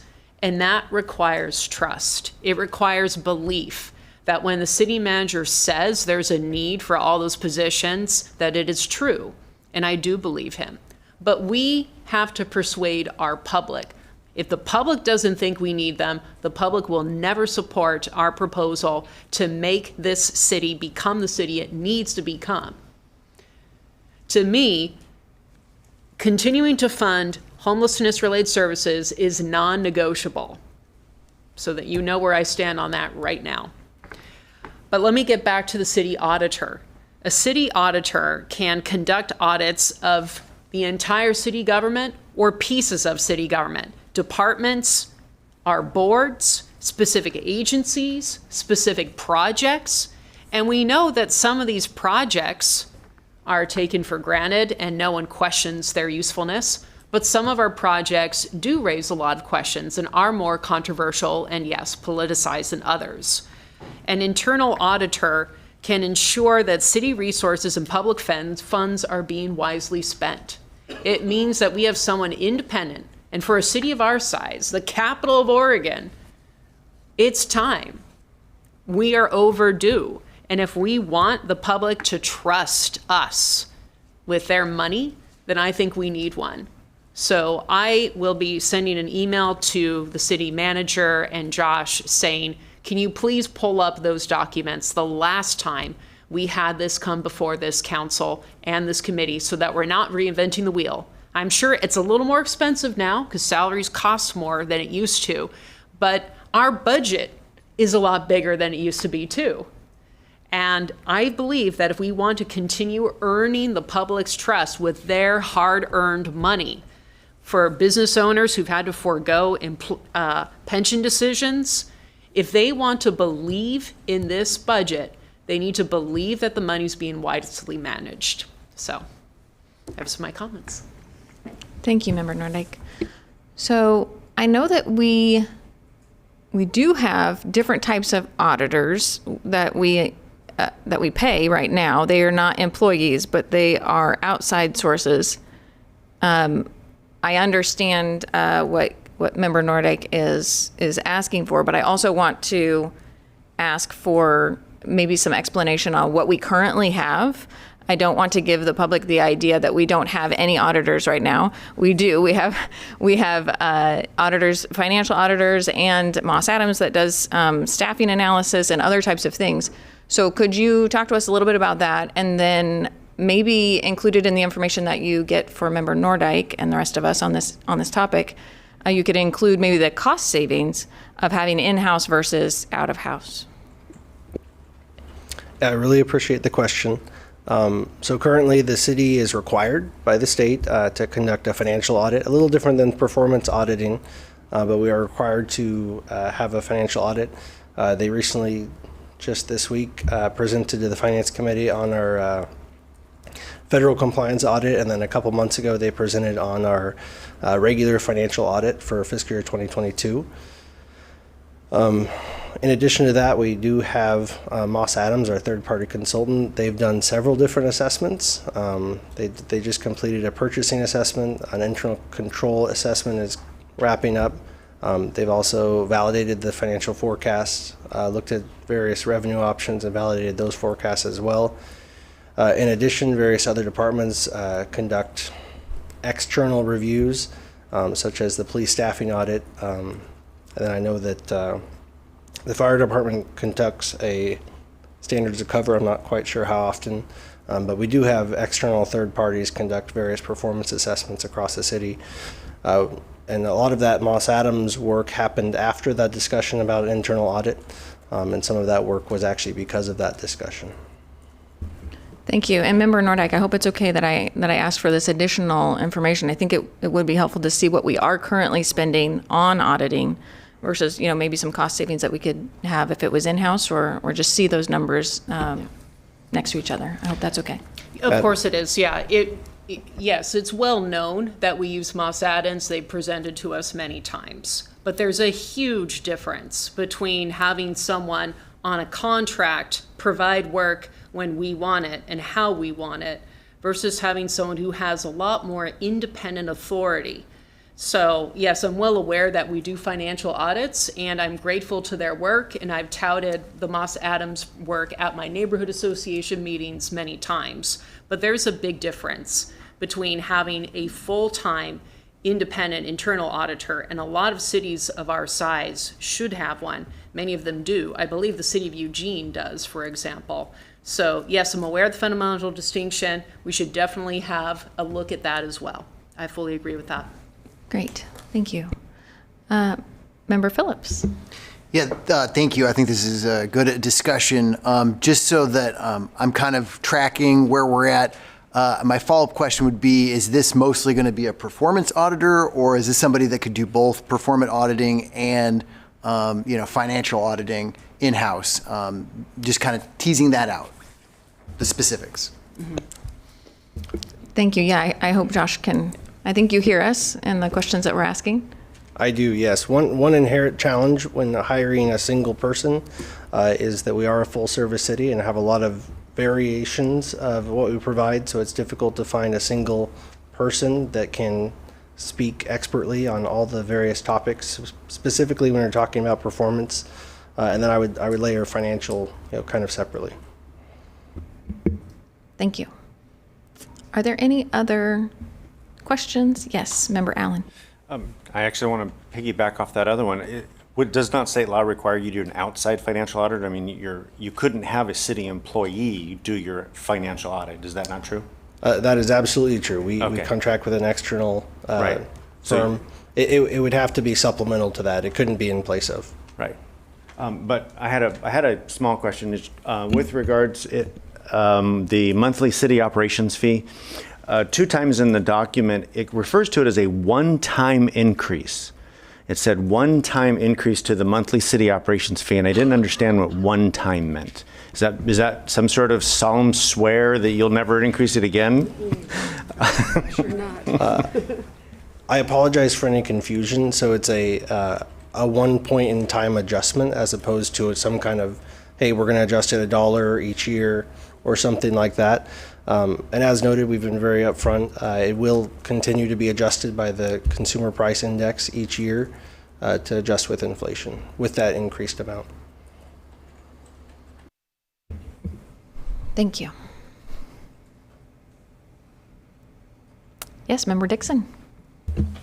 And I'd again like to piggyback on what Member Allen was talking about and look at both of the revenue-raising proposals that are under consideration, the operations fee and the payroll tax.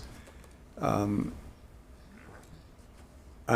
very supportive of when government costs are fair to the residents.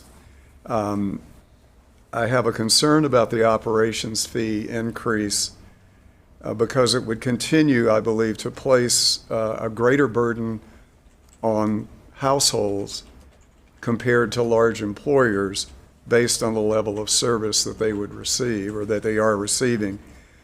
The budget message does indicate that work to possibly adjust how the operations fee is parceled out to different classes of consumers could be completed by June of 2024. I would like to know what it would take to have that work completed sooner than June of 2024. I think it's important to address that issue as part of the overall work on making that fee as fair as possible, and I'd like to see it done as quickly as possible. So I'd like to know if there's any way to move that timeline up. The second thing has to do with the payroll tax. It would be a charge against the earnings that people receive from work in Salem, as I understand it. I'm wondering if there would be a way to restructure that tax to also include those who are earning passive income from things like investments and retirement pensions. And if that's possible, how soon that adjustment could be factored into the overall plan and what would be the anticipated revenue from that. And then for both proposals, what could be done to protect the most vulnerable households and small businesses? Those that aren't, barely making it, barely scraping by. So again, I hope those questions are clear. I'd be happy to chat with staff or provide for further clarification tonight if I can. Thank you so much for asking. I think it was very eloquently put. I don't think any of us could have said it any better, so I thank you for bringing it forward. I would love to have Krishna Nambari come on up. We had a work session where we talked about how we would implement a more equitable operations fee, and she was able, I think it was you. Am I putting you on the spot and it should be somebody else? Krishna Namburi, Deputy City Manager. I can respond to that. Perfect. Thank but you. we also have Alicia Blaylock if you need further details on it. Yeah, I would love for you to just give the public kind of the same information that you gave us at our work session to kind of help set the conversation on this piece, and then we'll move on to the next. Yeah, so I can kind of cover the technical details of it, and then I'll have Alicia Blaylock to come and kind of give more details. So the system that we have right now is 23 years old or 20 years old, something like that. We're in the process of replacing the system with a newer system that should be able to handle to bring more equity into the operations fee and into different line items. And that system is ready to, I think it's going to go live in sometime in April or May of next year. And so that's kind of one of the reasons why we are saying we need time until then to be able to implement it. So I'll have Alicia Blaylock come and kind of talk more about it. Thank you. Good evening. Alicia Blaylock, Assistant Public Works Director. We do have the challenge of implementing a new system. We do have a way to implement a change in the rate structure in the current system, but what we're lacking is a data set. So in order to bill, you have to have a unit to bill on, right? So we've got water meters, we have impervious area, and we have units. Those are the things that we use to create bills in the utility system. What we don't have is another data set that gets at the kind of tiers that you're looking for in commercial. So we can work with a subcommittee to develop that. It does take time, and with time means later implementation. So the easiest thing and the quickest thing is to maintain the current structure, which is based on customer class, and to create some kind of data set. Does that answer the question? It does. And I know Member Nordyke, you had a question or raised your hand here. That answered my question about that. Thank you so much. Appreciate it. Yes.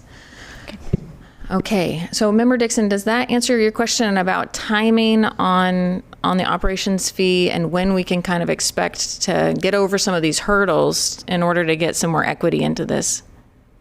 It does on the operations fee. Thank you. It sounds like there's no viable way to accelerate it. So thank you for that. When technology is as old as what we have, it is a little tricky to make it do what we want it to do now. Did anybody have any other questions about the operations fee portion of? Yes.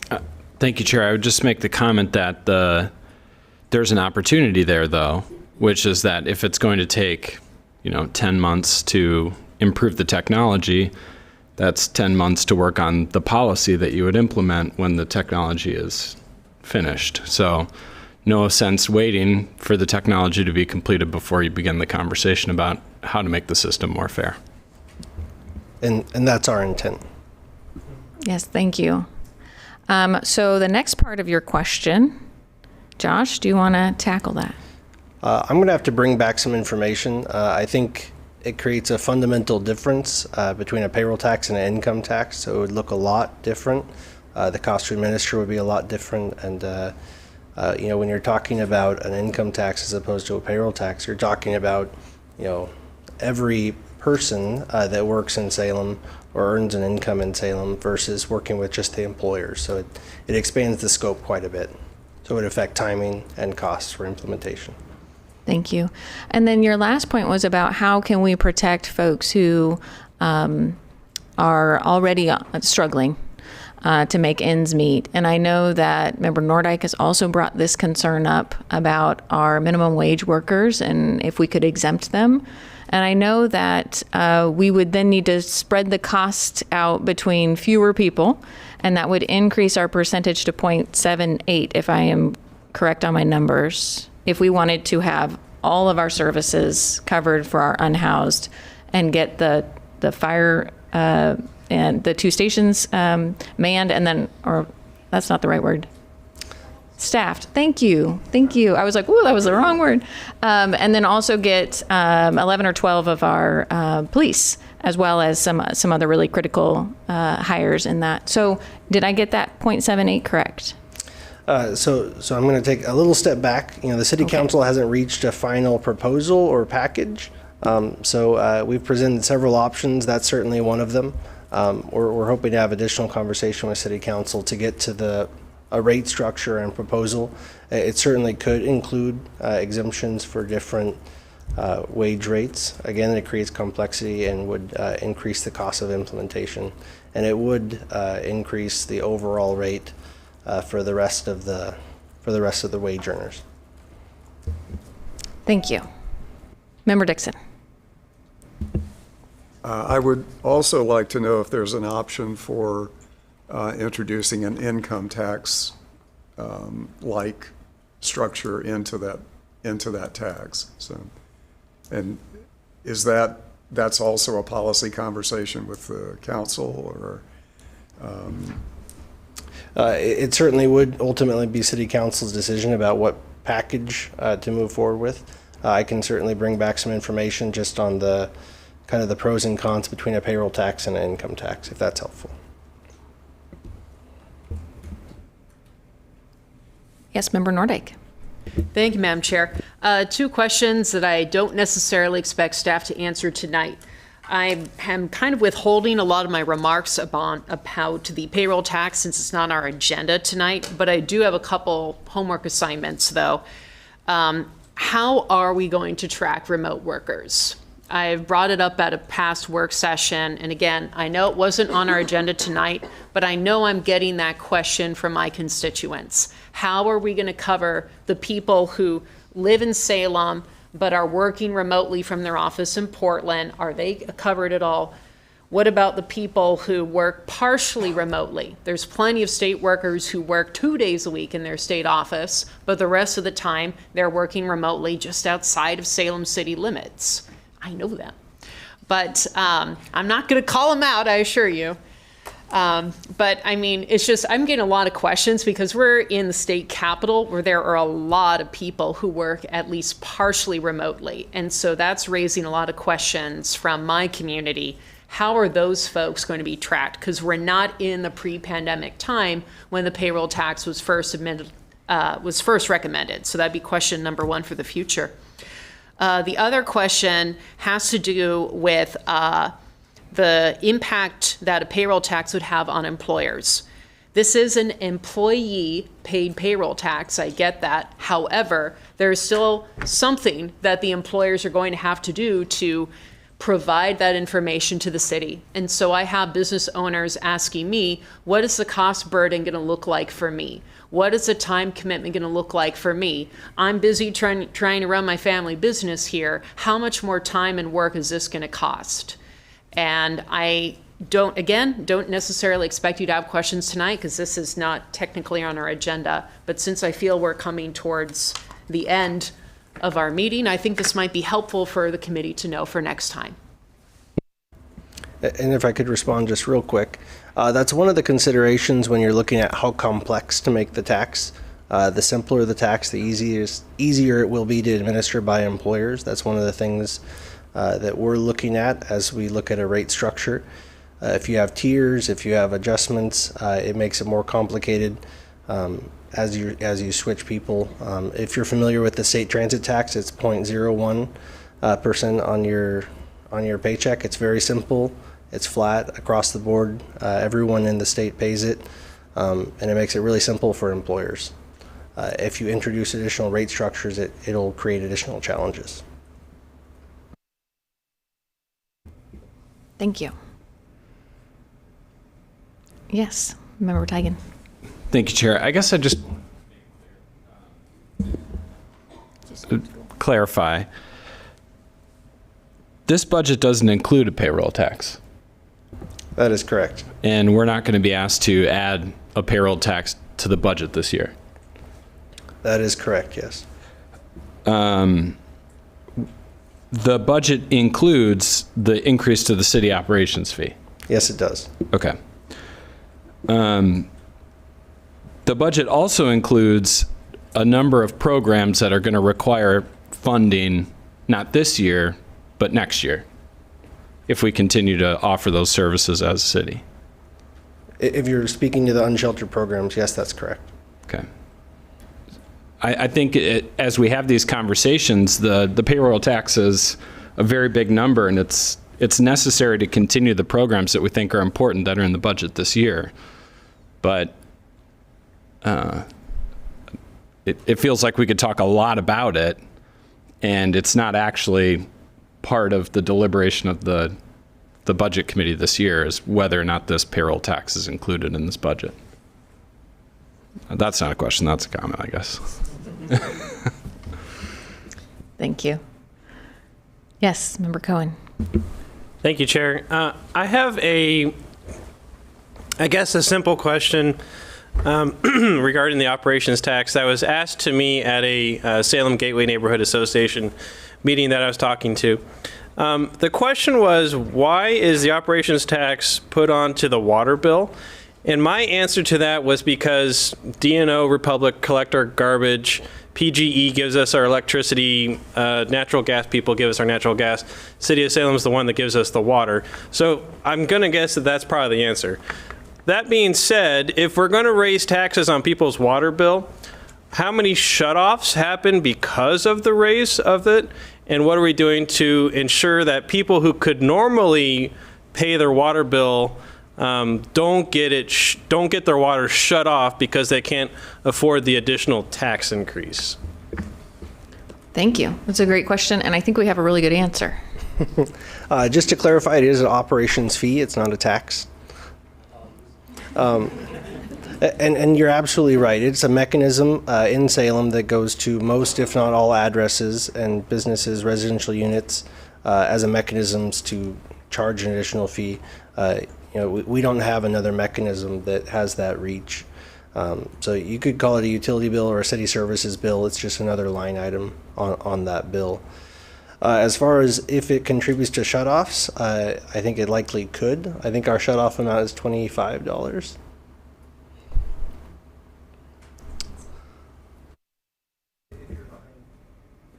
If you're behind payment, I'm not sure what that rate is, but we can get back to you. The operations fee by itself won't contribute to a shutoff, just due to the amount of the fee, but it could contribute collectively.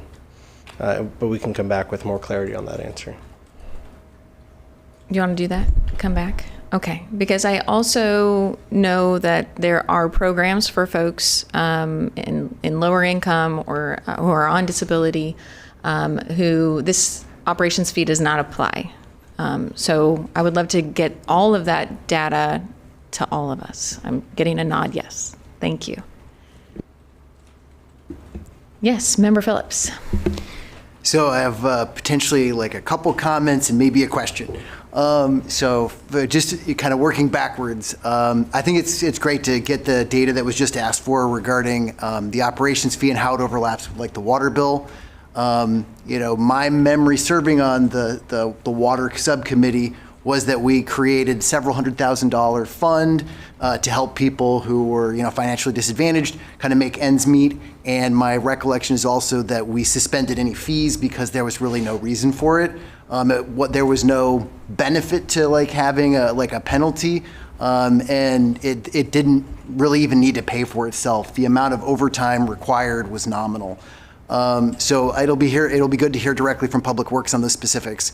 The next thing would be kind of in comment to, yes, this is a very unique time right now. My sense, and perhaps staff could correct me if I'm summarizing this incorrectly, but the reason why the operations fee is here is because it's a smaller amount and it's ready for prime time, and we kind of need it to be in the budget right now. So it is like something that we are all considering as members of the Citizens Budget Committee. In terms of a potential, tax moving forward on income, or not income, but I forget what it's called, the employee payroll tax. It's not quite ready for prime time. There's a lot of moving parts. Council's still looking at considering it, but we do need input from you guys. So I'm really glad to hear the questions. Feel free to comment as far as I'm concerned, because it helps us make the best possible product moving forward so that we can get the essential services we need for our entire community. And then my third thing, I'm getting there, is just possibly kind of a new topic, and I'm not sure where we're at in terms of, does it have anything to do with the Budget Committee, or is it more just kind of out there? I think it was brought up last year by former member Evan Source, but we're a community that doesn't have like a business registration fee. Other communities, I can't remember if it was Hillsborough, Beaverton, or Tigard, do have that. And we're not trying to make money off of it, or at least what I've heard is other communities aren't doing it in a way to raise revenue. It's one, getting a good understanding of who's in your community. It's informational. I have heard our police chief and our fire chief repeatedly talk about it in our work sessions on how it gives you really important data so you know who to contact. And in terms of like resiliency as a community, responding to, fire or safety issues or natural disasters, I think that has a lot of benefit. And we're seeing a dramatic shift in the media landscape over the past decade. So, we certainly do have a few online, integral newspapers, but it's different than it was, 10, 20 years ago. So I think for communication purposes, there is a benefit to kind of fill in that gap. So I guess my question is this something that should be discussed in the Budget Committee, or is it a separate thing? Because in the work session, we talked about What is it? Is it going to be $50 a business? Would it be slightly different if the business is bigger? Is it 25? My goal when I discussed it in our work session for council was not to make money off of it, but to pay for itself and to get us that data, which could help us in a lot of ways. Josh? Well, I think this was maybe something that we were talking about doing with our committee work on the idea of setting up more equity within. And I think that would probably play an important part. But Josh, I'll let you answer whatever you want to add. Yeah, so I think the technical aspects, city council would enact something like that. It wouldn't be the budget committee. I think the budget committee could potentially make a recommendation, but it's really not a budgetary issue. Thank you. Yes, Member Nordyke. Thank you so much. I wholeheartedly agree with the concept of the business fee, so long as it's done right. The smaller the business, the smaller the fee. Not to make revenue, but I just adopt everything you said, Councilor Phillips. I agree that this is an opportunity for resilience. It's an opportunity to get to know our businesses. And yes, we've had police and fire say, well, we see that their business is being vandalized. It sure would be nice if we knew who we could call right now to let them know, especially if they have product that can spoil or other valuables. I'd like to know. So, and there's other things too. We do offer a lot of grants and workshops and opportunities that only our local businesses can apply for. And I think it could really help get the word out and benefit them. There is a way to do it, but I really want to stress the smaller the business, the smaller the fee, because I know that's really important for those who are solos or have 5 employees or less or what have you. So I think that's really important. So I would just like to see more of that. And then you also commented on, is the business fee something that should be discussed here? Is the payroll tax something that should be discussed here? I welcome your input. I welcome the input from our public members on those things, because right now they know more about the city's budget than 99% of the population does. So congratulations, guys. You're the new experts. So I, for one, yes, I know ultimately we over here approve the budget and we can tweak it and we can even tweak whatever recommendations you make to us within a certain percentage.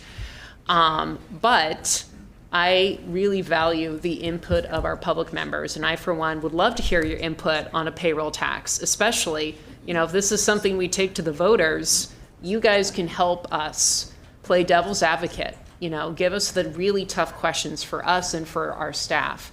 Because if it, I want to hear from you on all of those things, including the feasibility of a business fee, an income tax. I mean, why not? This is a public committee. It's required by law. I want it to be meaningful and have meaningful dialogue. Thank you so much. We are getting close to 8 o'clock, and I want to be respectful of everybody's time. So I'm going to do, everybody thinking about your last requests for staff to come back to us. Member Hoy. Thank you. I do have a quick follow-up, and it's for Chief Womack. Because I was on to your point about business, identifying a business when there's a problem. I was on a ride-along Saturday night. Sunrise Market was burglarized. By the way, I've never gone that fast in a car before, I don't think. And Officer Lull is a really good driver. And she just kept saying, I'm so glad you don't get car sick. But in all seriousness, how did you know to call the owners of Sunrise Market? Where did their number come from? Google. Good evening, Trevor Womack, Chief of Police. Thank you for the question, Counselor, and thank you for the ride-along. Yeah. Appreciate you doing that. We have our own database on information as well, so if there was a prior victim there where we took a report, we'd have our own information that we had gathered. But oftentimes when there's a new business that's there that we've never had interactions with, we'll have no data there. Oh. Or we'll have data on a previous owner that's incorrect. So the business license, the business permitting data would be current and accurate that we'd all have access to. Okay. That's the difference. Great, thank you so much. Great question, and I love the story. Thank you. I'm going to go to Member Schrock real quick. Thank you, Chair. I need some clarification on just what revenues the fiscal 24 budget is predicated on, because Member Curtis earlier this evening asked the question about is it correct that the new FTE won't be hired unless Phase 1 operations fee is increased and Phase 2 payroll tax is enacted? And I thought the answer we got was that's correct, both of those. So, but then I'm also hearing, I thought that it was that this 24 fiscal year budget relies only on the operations fee increase. So could I hear it one more time, how much revenue we are anticipating in the budget? Josh, would you like to tell us one more time? Yeah, I appreciate the question, and I apologize for any confusion. There's an additional $5.13 million general fund dollars from an increased city operations fee included in your budget document. I think the confusion might come from the city manager spoke to, we're not going to hire those positions until we have resolution on part 2 of the revenue question. Because if that part 2 doesn't happen, this budget and next year's budget need to look a lot different. So the FTE and the dollars for the FTE, some of them in this budget do require the payroll tax, or is it just more of a matter of we don't want to hire people and then have to lay them off fiscal year 25, for example? A combination of both of those, yes. We don't want to add services when we're going to be looking at reductions if the second option doesn't come to fruition.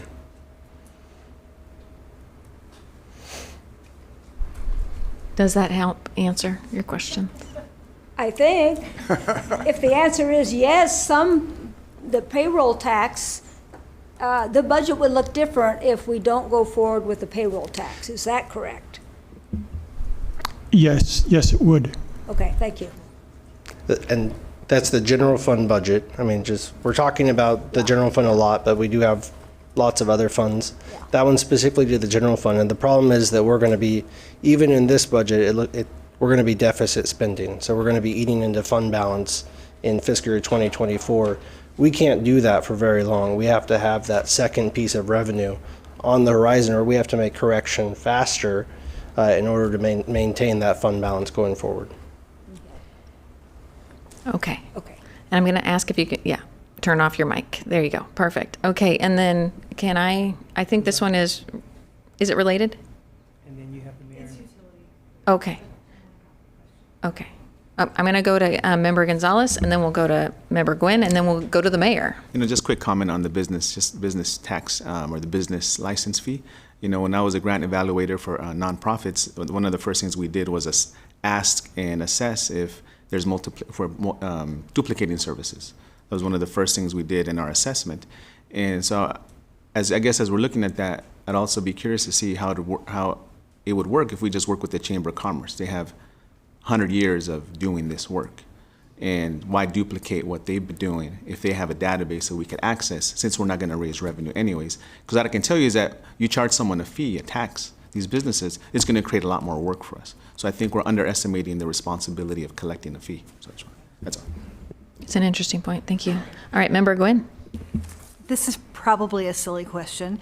On the utility fee, we provide water to other communities. So is the utility fee only charged to Salem residents, or does that extend on to the other folks that we provide those services for? It's only to those accounts in the city limits. Only the Salem residents and businesses. Did you have a follow-up? I would just say why. I like that question. It's a good question. Why, Josh? I might defer to the city attorney on that one.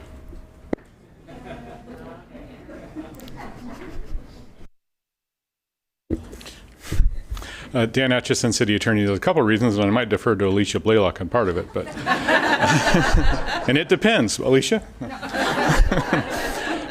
For one, our jurisdiction stops at the city limits, so we don't have the authority to impose a requirement on someone beyond the city limits. Now, the folks that are receiving utility services, such as water service outside the city limits, they're availing themselves of that service. So hypothetically, we could. That said, I think our services are often provided, through the city attorney and through other folks. So I'm not sure there'd be a direct correlation of that, and that's why I would defer to Alicia on part of that, because she understands how we bill out those services and who we work with on them. but potentially we could.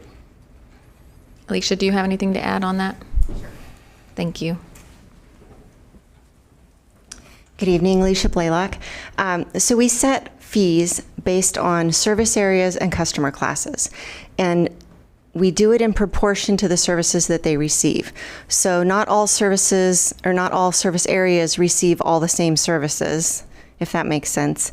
But the rates are set to divide those units. So a really good example would be in Salem, we don't do this, but in another community, if we charged only the customers at higher elevations for the cost of pumping the water up to the higher elevation, that's a really clear example in your mind of you wouldn't charge the people at ground level the pumping charges. That would require different zones. So again, we don't do that in Salem, but we don't charge the streetlight fee or the stormwater fee or the city operating fee to customers outside the city limits. But they do pay rates that are based on the services they receive for water and sewer. And in many cases, those rates are higher because of the distance and because of some other factors. Thank you. It's interesting. I think it's interesting to have, unincorporated areas of your city, right? Because you have folks who live within our city or next to our city, who use our library, who use our parks, who they have water, which they pay for, of course. But it's an interesting tension to hold with all of that. So it wasn't a silly question. So thank you for asking it. All right, and I'm going to go to the mayor first, and then I'm going to go to Member Allen. Thank you, Madam Chair. And this is just a follow-up to Member Chirac's questions and comments. So I think that part of the confusion is that we have not implemented or voted, City Council has not actually considered an increase to the operations fee. So that's somewhat, or actually completely speculative on the part of staff in terms of including it in the budget. So if that somehow doesn't pass, this whole thing's going to need to be adjusted. And the payroll tax is the same way. We haven't taken any action on that. And so if it, one way or the other, this budget would need to be adjusted. But regardless on the payroll tax, it's I think completely unlikely that we would receive any of that revenue should we decide to impose it. We would not receive any of that revenue during this fiscal year. So therefore it wouldn't be included in this budget. I hope that helps to clarify. It does. Thank you, Mayor. Member Allen. Well, piggybacking off the comments that were just made and several of the other comments, and I think in the future, when we get to the good governance priority area, it'll be good to have that conversation.